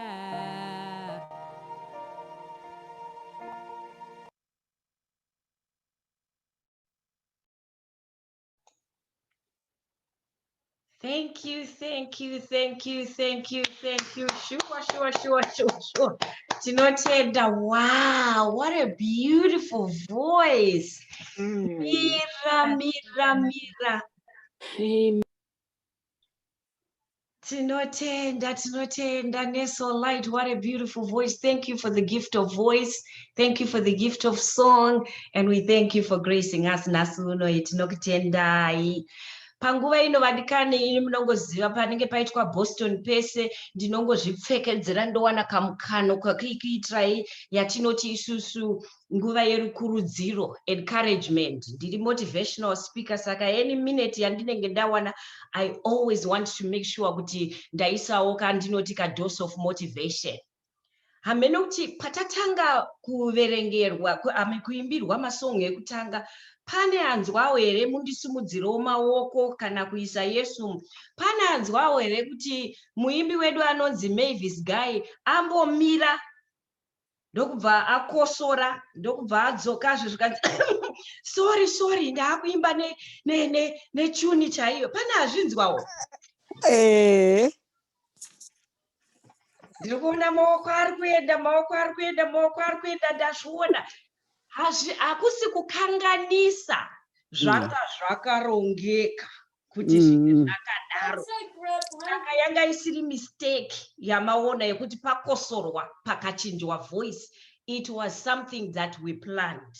Ndada kuti ndikutaurirei nezvidzidzo zvitatu. Pane ndofunga tingangoita 20 messages, lessons or even more egore rino ra2020 pane zvidzidzo zvatadzidza, asi ndasarudza zvitatu zvidzidzo izvozvo zvekuti zvimwe zvacho zvabatwa nemuparidzi wedu Sister Patricia. Tinokutendai nokuti mabata zvimwe zvezvinhu zvandichataura pane zvinhu zvitatu izvozvi, nokuti yanga iri nguva yekuti munhu wese chandadzidza ini chakadzidzwa namai vangu, chakadzidzwa nemudikani mumwe nomumwe nyari pano, takadzidza the same lessons. Saka chekutanga chandakadzinza ndechekuti ngatifambei netariro vadikani. Serwiyo rwangoerekana rwamira ndokubva rwapakosorwa ndokubva rwasimudzirwa neimwe tuni. Upenyu hwedu hunodaro. Unenge uine chinangwa chako, nhamo yoitika, pandemic youya, zvibinga mpinyi zvoitika. Musarasike vadikani, rambai muchifamba netariro, nekuti chese chakarongwa natenzi chichaitika chete. Handiti maona zvaitika. Tanga tiine plan yekuti song iyoyo ichaimbwa mastanza ese kusvika yapera, asi kuti pakusvika pacho kuimbwa kwayo kwayaitwa hapana anga achifungira kuti ruchaimbwa rweyorwo, asi pachaitwa discord pozochinjwa vhesi. Munhu wese tanga takangotarira kuti ruchaimbwa rwese. Upenyu hwenyu muchahugara kusvika zuva rekuguma. Mumwe nemumwe wedu tine dash yekuti takazvarwa musi wagore ra1965 tichafa mugore ra2055.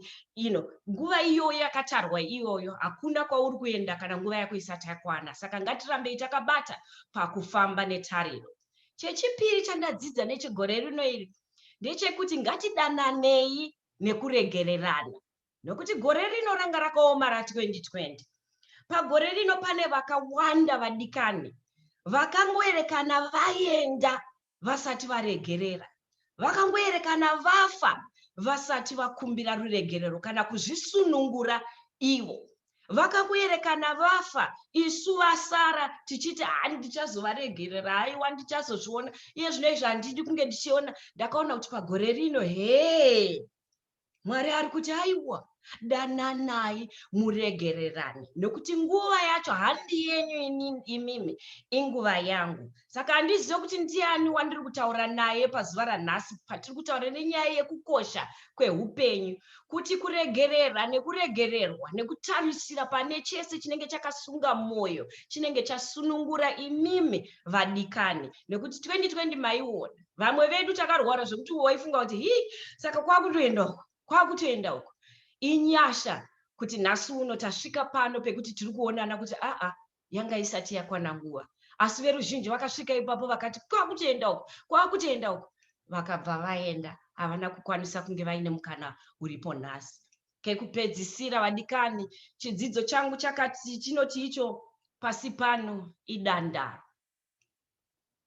Mukana watapiwa nhasi tiri kutandara, mukana watapiwa nhasi wanga wakarongwa kare.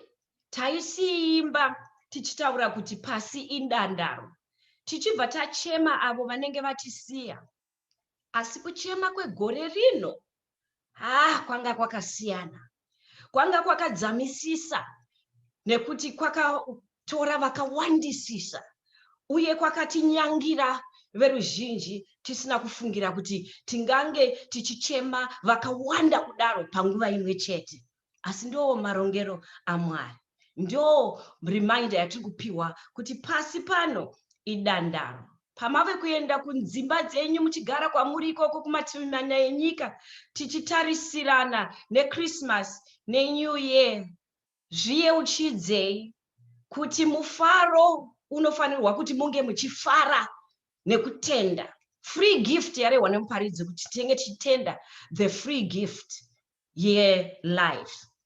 Asi semunhu anoita zvepfungwa ndiri kanzira, handidi kukusiyai ndisina kukuyeuchidzai kuti nyararidzai pfungwa dzenyu, namatai mukumbire Mwari kuti Mwari, pfungwa dzangu dziri kuramba dzichingondinetsa, ndiri kushunguridzika, ndipeiwo runyararo, ndipeiwo rusununguko rekuti ndiwane kufara pakuzvarwa kwemwanakomana wenyu, pakupinda mune rimwe gore rataakupinda. Saka tenzi ndisunungurei, nekuti zvinorema, ndiri kunyeperana nemime mazuva haugone kuti ndoita sei, nekuti tichiri kunyika isiri yedu, tichiri kudzimba dzisiri dzedu, asi kuti tazviona tagara pano gore rino ra2020 vakawanda veZimbabwe takange tichiti gore rino yatodzokera kuChristmas kuZimbabwe tonoita Christmas, asi Mwari vakanga vaine mamwe marongero.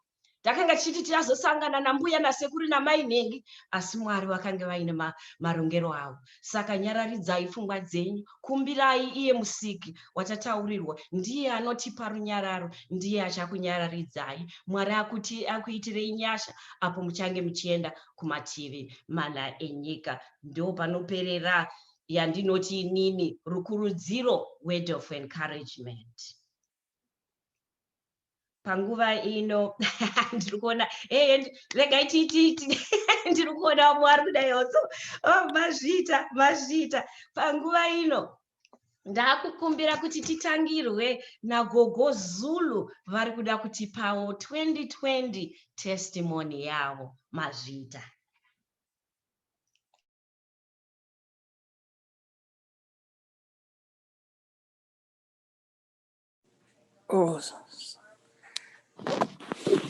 Madzimai, chokwadi ndi 2020 madzongonyedze, gore remadzongonyedze, gore ranga richibvisa happiness yevanhu, gore rawanga uchichema usingambofungira.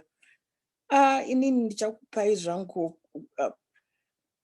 sister vataura gift of life, and I think inini ndine gift of life. Kana ndaona paRomans 12 verses 4-6. Andina bhuku zvangu reBhayibheri rechishona, but I'll quickly read this in English. Just as we have many members in one body and all the members do not have the same function, so we who are many are only body in Christ and individual members one of another. Since we have gifts that differ according to the grace given to us, each of us is to exercise them accordingly. Saka izvi zviri kundivonza kuti tinofanira kudanana ndekuti tiri nhengo imwe chete yaMwari. Hapana anoti ini ndiri gumbo iwewe mwiri famba wega. Hapana anoti ini ndiri nzeve chienda uko wega, ngatiendei pamwe chete. Izvi ndiri kutaura kuti pandakanzwa kuti mwana wangu aita stroke, ndakafunga dzimwe nhengo dzemwiri wangu, and nhengo dzemwiri wangu vakave madzimai echita. Ndo vaive 911 yangu, ndo nhengo dzangu dzandakafunga. Ndo vandakadhaila 911 WhatsApp ndikati wedu kuno zvaipa zvinhu zvakandiipira ndekuti ndakanga ndisingambofungira.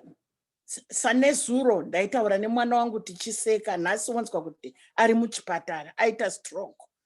Ndakati inini ndakapfugama ndikati Mwari why me, but then ndakazoti ndiri mai vechita, ndiri kuti why me, ndanchida kuti zviitirwe hani, ndachida kuti zviitirwe hani. Saka ndakamhanya ndikaenda ndikanzwa kuti amupinde nevana vangu, hanzi amupindi mese, ndekuti gore rino 2020 atibvumire vanhu vanotandara, tiri kutya kuti mungazomupa iwe COVID. Ndikati ndiri amai vake, zvikanzi munonzani, ndikataura zvikanzi mwana wenyu ati hakuzivei. Ndikati regai ndipinde. Ndakapinda ndikati Penny, uri kundiziva here? Hanzi mam. Ndikati what is my name? Zvikanzi I don't know, I can't remember. Ndopa ndakati inini haiwa zvaipa izvi. Tariro yangu ndekuna Mwari, ngandiende kune vakadzi vanogona, the warriors, the soldiers, regai vatakure mapfumo avo, because vanogara vakaakotsa misi yese. Pandakada paWhatsApp kuti wedu kuno uku, ndakangoona within 5 minutes foni yangu yakungoti ping ping ping ping, vakunamata madzimai echita. Ndinokutendai, Mwari ariko, shuwa Mwari ariko, Mwari ariko.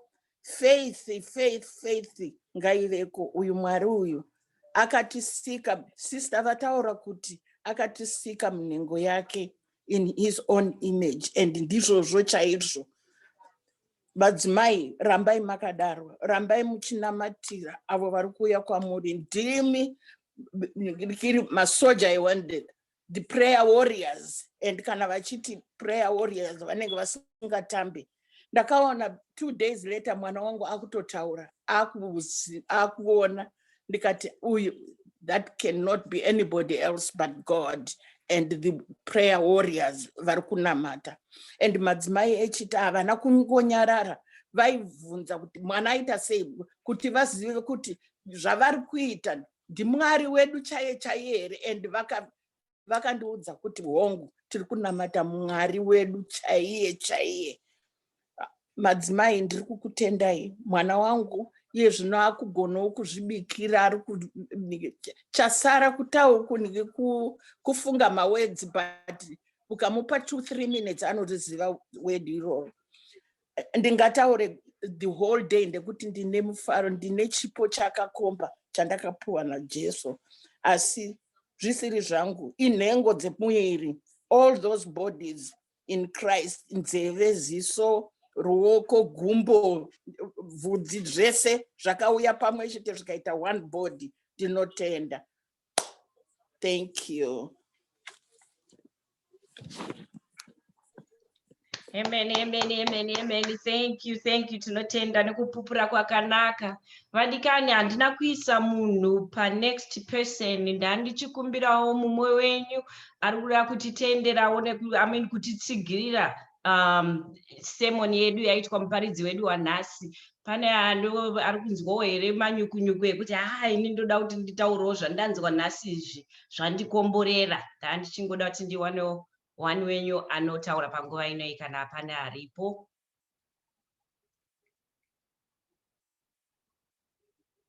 Takuita mumhanye, ndiani ari kuzviita unmute first? Ndakupai permission yekuita unmute. Moti ndini mainingi ndari kuda kuti nditaure.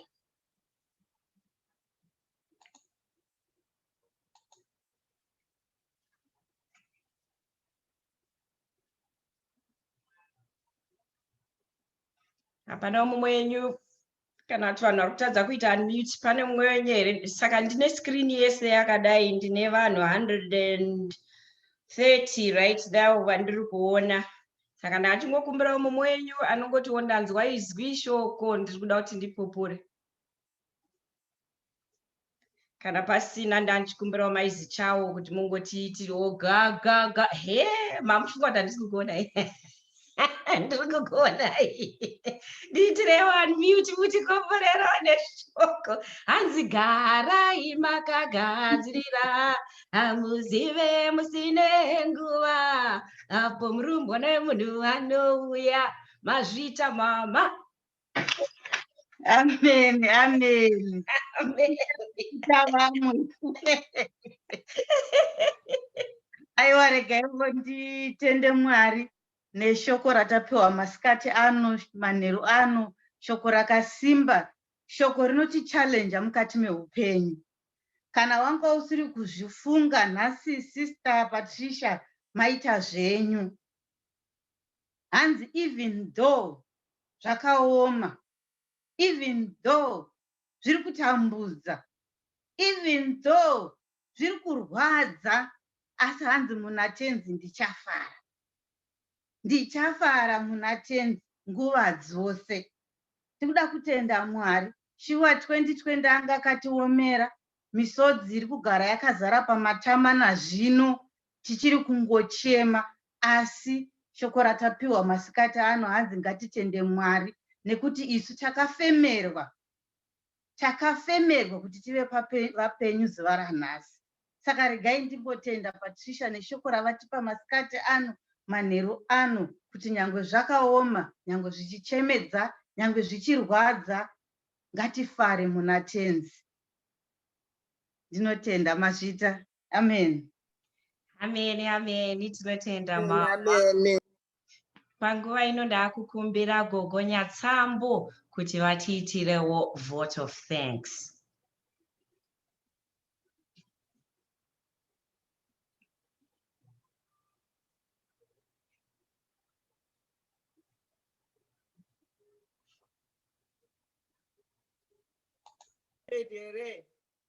Ndakukunzwai gogo.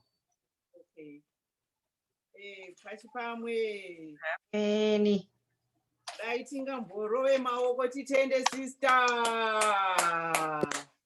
Patricia, tinokutendai zvikuru nemuimbi wedu. Kuna Nursel ngatiisei maoko. Tinotenda. Handitomboziva nepekutangira, asi ndizere nekufara, ndizere nekuzadzwa neshoko rakanaka rinoita kuti neupenyu hwangu hwandinotarisa hwandakararama, ndaona zvizhinji zvanga zviri kutaurwa zvichinanga neupenyu hwangu. Kukosha Kwe Chipo Chehupenyu, a free gift yataurwa naSister. Ndisati ndaenda mberi, ndinokukwazisai mese muzita raMambo Jesu, ndichiti pamusoro mese sangano dzvene raMwari riri pano. Ndinopa kutenda kuna baba Bishop Farai namai Bishop mudzimai waBishop Mutamiri. Ndinopawo kutenda kuvafundisi vedu nana mai vedu, vanamai vadzimai vavafundisi vari pano nhasi, kunyangwe nevari kure vasina kukwanisa kusvikira pano. Ndinopa kutenda kumuparidzi wedu Sister Patricia. She was on fire for the Lord. Hallelujah, hallelujah.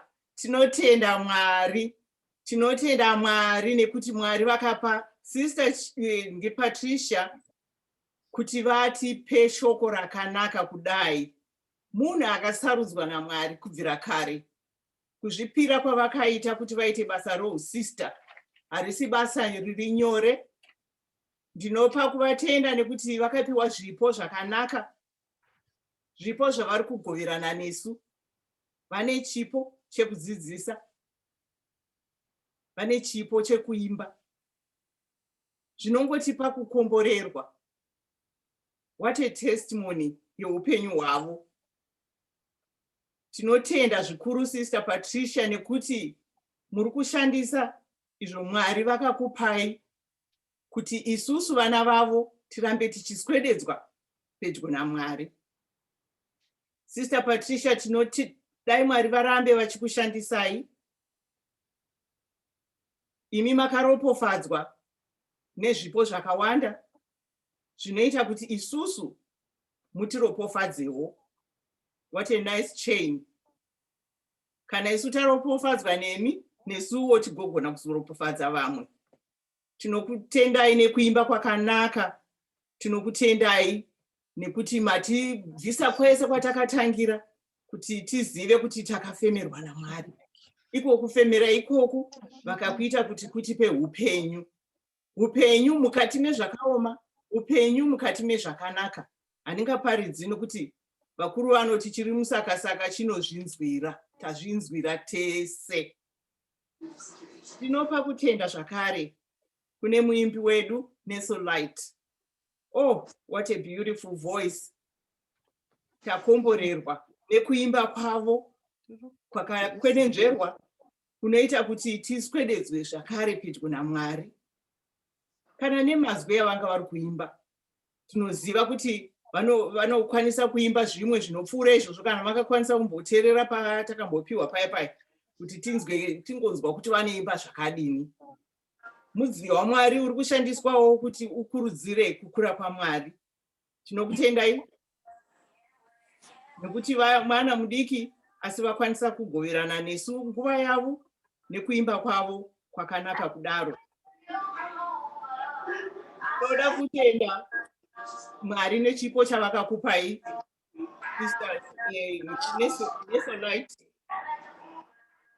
Ndinopa kutenda kune vese vagona kutishanyira pano nhasi.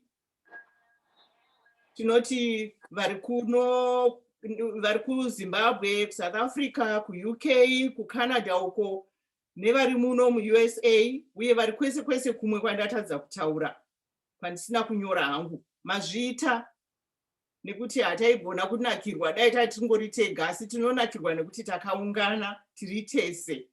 Hanzi nanti Dube apo vanga vari kuti tese ndianti Zulu, tese tiri mitezo yaMwari, saka semitezo yaMwari taungana tikagona kutenda Mwari pamwe chete. Tinotenda vatungamiri vedu. Handingavatauri vese nemazita, asi tinoziva vanotitungamirira, mapresident edu nemavice president edu ekuMothers Union ikoku, nevabati vezvigaro vese nevatevedzi vavo. Tinoda kutenda MC. MC. Wagona. Hanzi zvese zvatinoita izvi tingadai tisingazvigoni nokuti tiri machembere anoziva kumunetsa kwandinoita. Ndakaona kuti ane mwoyo murefu, anogona kudzidzisa kana neni chembere. Tinokutenda pamwe chete naSinikiwe uyo abatirana newe basa, nevamwewo vese vanga vari kuita mabasa. Tinokutendai. Kune vamwe vakaita mabasa irori basa ranhasi risati rasvika, vakange vari kuita kuti zvanhasi zvibudirire muprayer, miminamato, nekungoita zvese zvinodikanwa kuti zvivepo. Tinoda kukuti mazviita. Kune vanoshanda zvisingaoneki nevanhu isusu, ndo vaita kuti izvi zvese zvatiri kuona zvimire zvakanaka. Saka tinopa kutenda zvikuru nokuti taona kuti taitirwa nyasha, tapiwa mienzaniso yakawanda. Handigoni kuitsanangura, ndandiri kunyora pasi ndikati aiwa, handingakanganisi shoko rauya rakanaka. Ndinorisiya mumaoko enyu ndichiti ngatiisei maoko ekutenda makaita henyu, tichitenda Mwari kuti varamba vachingoita kuti zvinhu zvavo zvifambire mberi. Kunodaro kutenda kwangu. Amen. Amen. Mazvita mama, totenda nekutenda kwakanaka. Panguva ino ndandichikumbirawo Mrs. Kamuka o any Dallas anobva kuhead office kwedu kuti munewo here zviziviso. hongu mazvita zvenyu. Ndoda kungokuchingamidzai muzita ratenzi wedu Jesu Kristu ndichiti tinotenda nenguva yakanakisisa kudai. Ana mama vari pano, ana mai, mufundisi vese nana baba.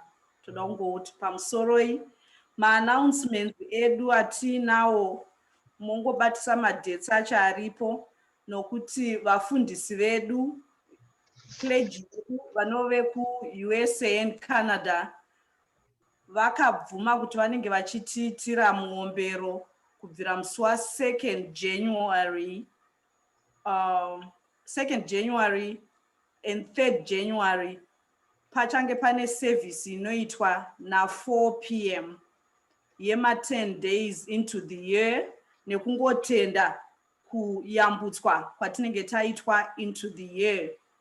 And then pakati pesvondo rinenge richitanga musi wa4 munamato unenge uchiitwa na7:30 manheru Central Standard Time. Svondo racho iroro rese. Then musi wa9 pachaitwa muombero na12 inonguva yedu yatinowanzoita ruwadzano. Saka ndo panoitwa muombero na12 noon Central Time iJanuary iyoyo. Zvichibatanidza ne10 days dzekutanga idzodzo.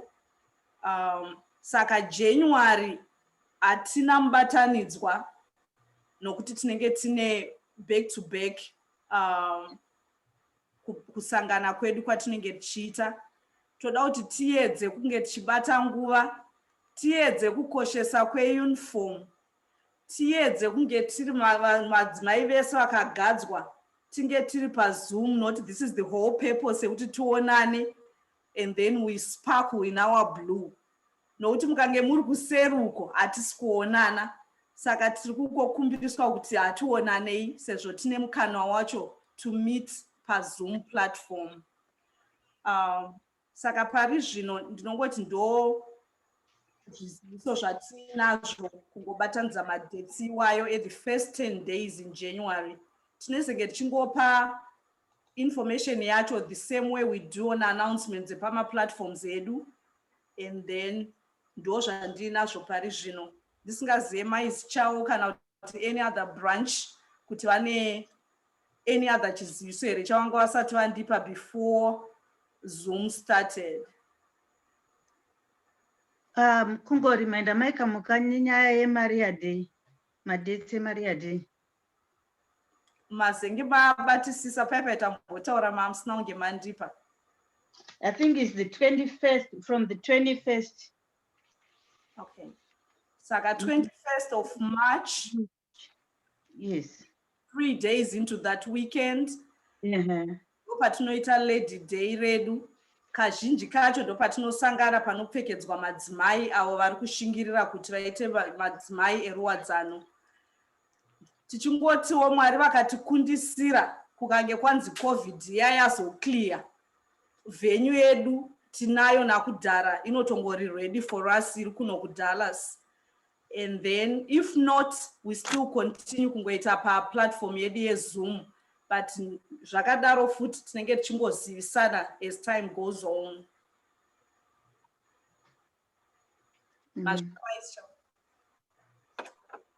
Mazvita Dr. Stem ndodzosera kwamuri. Mazvita. Inini ndofunga ndine vamwe vanga vadai hosobva mati tinenge tichinzi COVID tamirira muna macho ndabva ndadai.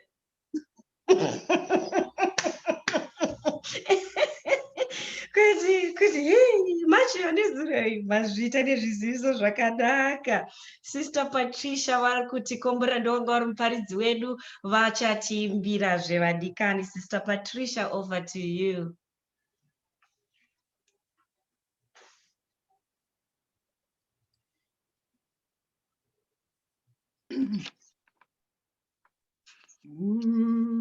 Kristu usanetwe inzwa ngirazi yako uri kati memandu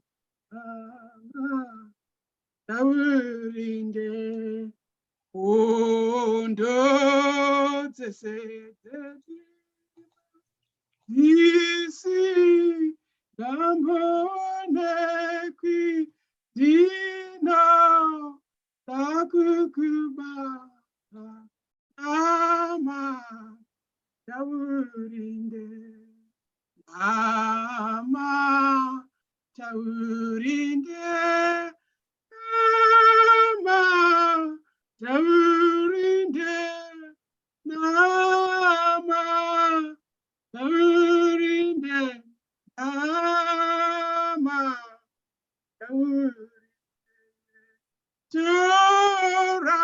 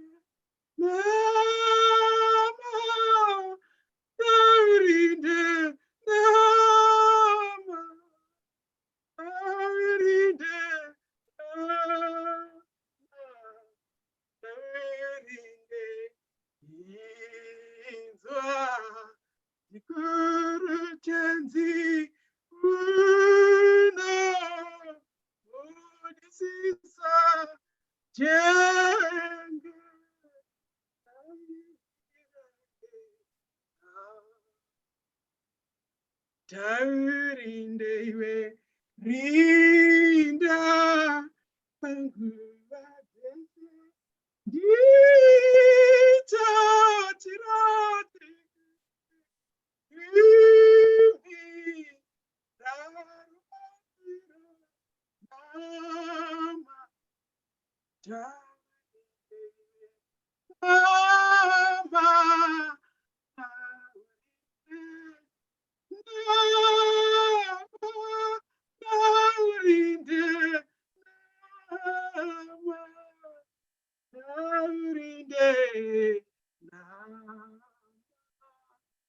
Taurinde tiri pano baba iri pano baba tauya pano baba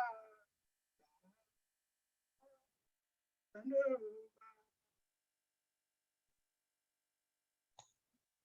Mazvita sister nekuimba kwakanaka panguva anoda kukumbira baba Nyatsambo kuti mutiti ndinorombo ndinoda kuti ndikumbire gogo Mahlatini kuti mutiitirewo munamato wekuvhara baba vasati vauya kuzitiitira benediction. Ndinorombo.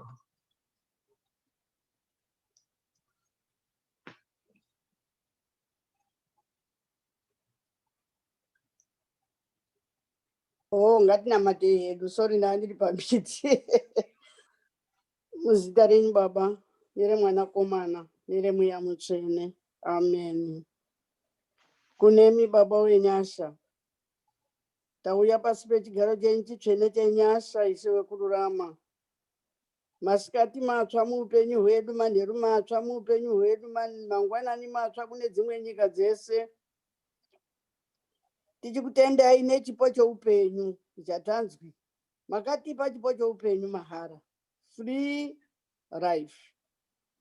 Baba tangozwa kukutendai nekukomborerwa. Tinokutendai newataure namuparidzi wedu Sister Patricia, muimbi wedu Mercy White. Tinokutendai Jehovah. Waparidza, waimbi, wanamati, newanga waripo, newatadza. Mwari wangu Jehovah, chikomborero idzi inyasha Mwari. Tinokutendai Jehovah, Ishe wekururama nemhuri dzamakatipa. Tinokutendai Mwari nekuti munotifudzira vana iwawa. Tinokutendai Mwari nekuti mabhegi edu azara. Wasara kusadzadza bhegi remweya mutsvene neshoko range riripo. Nenzwiyo dzange dziripo yange riri mharidzo. Baba tinongokutendai Mwari nekuti makatida tisati takuziwai. Hanzi makatiumba, magadzira zvese denga nenyika nezvese zvinoyevedza nyika, mhuka dzinokambaira nedzinofamba. Makazofunga kuti kune munhu. Wadikani, tinokutendai Mwari, dai mazotitungamirira kuti tikoshese hunhu hwedu. Tiwe wanhu wakafanana naMwari, wakasikwa mufananidzo wawo. Wanokudai nekukunamatai nguva dzese Mwari. Mazvita nenguva yatakomborerwa yatati tiri kufidha mweya yaguta. Dai taizogonawo kugovera vanga vasipo mhuri dzedu neshamwari. Kumabasa, mudzimba, munyika dzese, munharaunda paunofamba, kana wagona kutaura uchifara. Zvanzi ngatifarei, nekuti Jesu anoda kufara. Kana une enga une mweya mutsvene augari, iwoyu mweya mutsvene watakasirwa Mwari, tinoda kuti kutikomborere. Mazvida enyu Jehovha, Ishe wekururama. Kune nyika dzese Mwari, mazvita Mwari. Mudzimba dzawo Jehovha muzovakomborera. Mhuri dzawo Mwari muzodzikomborera. Mabasa avo Jehovha muzovakomborera. Vana vazukuru vakwashavarora, toda kuti vazive Mwari. Tipei simba Mwari rekuti tinamate, tive vatsvene. Matestimoni akanaka Mwari, ekuti tiri nhengo imwe chete, vana vaKristu, vanhu vakasikwa mufananidzo wenyu. Mwari mazvita henyu, pataakuparadzana, Baba vangu Jehovha, endai neumwe naumwe uri kuenda kumabasa, tiri kuziva nyika dzatiri dzese idzi kusevenza. Baba newe kuri kumusha kwedu, Baba Jehovha muzovakomborera. Ukama hweukristu chisungo chakanaka. Tozopedzisira tamumadzinzazve. Mwari mwazvita neshoko range riri pamberi pedu. Mazvita takomborerwa, tagutswa, tagarika. NiJesu Kristu tenzi wedu. Amen. Amen. Amen. Amen. Amen and amen. Amen. Ambuya. Amen. Amen. Panguva inoenda kukumbirawo kuti Baba Nyatsambo mutipewo benediction. Mfundisi Nyatsambo.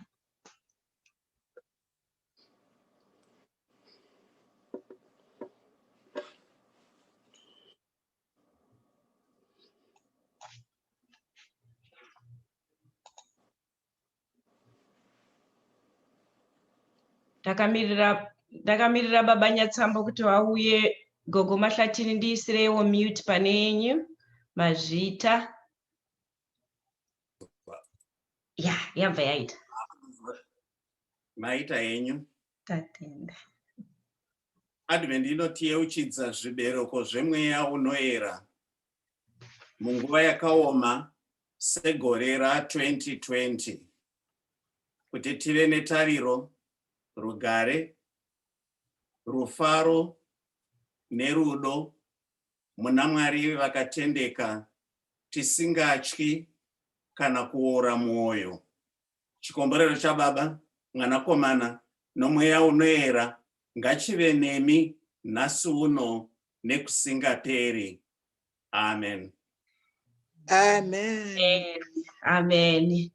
Vadikani, ndinoda kuti ndikutendei nekuuya kwamaita nhasi, asi tisati tapedza tanga tichida kuti tiitirwe rwendo rwedu patinenge taakubuda tichifamba tichibuda zvedu muZoom. Tiri kuimbirwa kamwe karwiyo naNursel Light.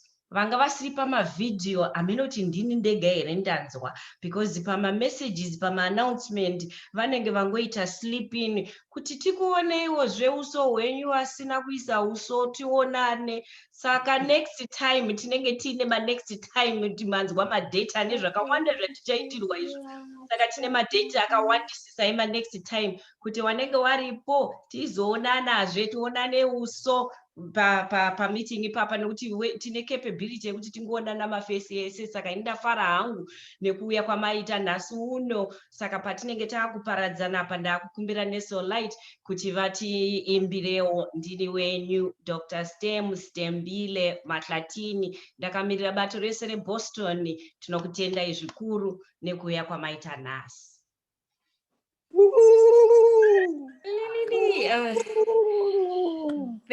Thank you, Dr. Stem. Maita zvenyu nekundigamuchira. I felt at home. You are all really lovely, wonderful people. Mwararamba chikuchengeta yakuitiri zvakanaka. Ini ndinoitwa Nursel Light. Music yangu munogona kuiwana pa nurselmusic.com. Saka sekuti sokwataita nekukosha Kwe Chipo Chehupenyu. Panyanyo ndibata ndipe kuti hanzi mahara. It's free. It's something you don't think about. Saka ndichaisa nziyo yekutamba nokuti zvimwe zvataurwa hanzi it's rejoice always, all the time. Saka ndakuisa nziyo yemufaro muchibuda zvenyu muchitamba tichitenda Mwari nemakomborero anotipa muupenyu. Hallelujah. Thank you.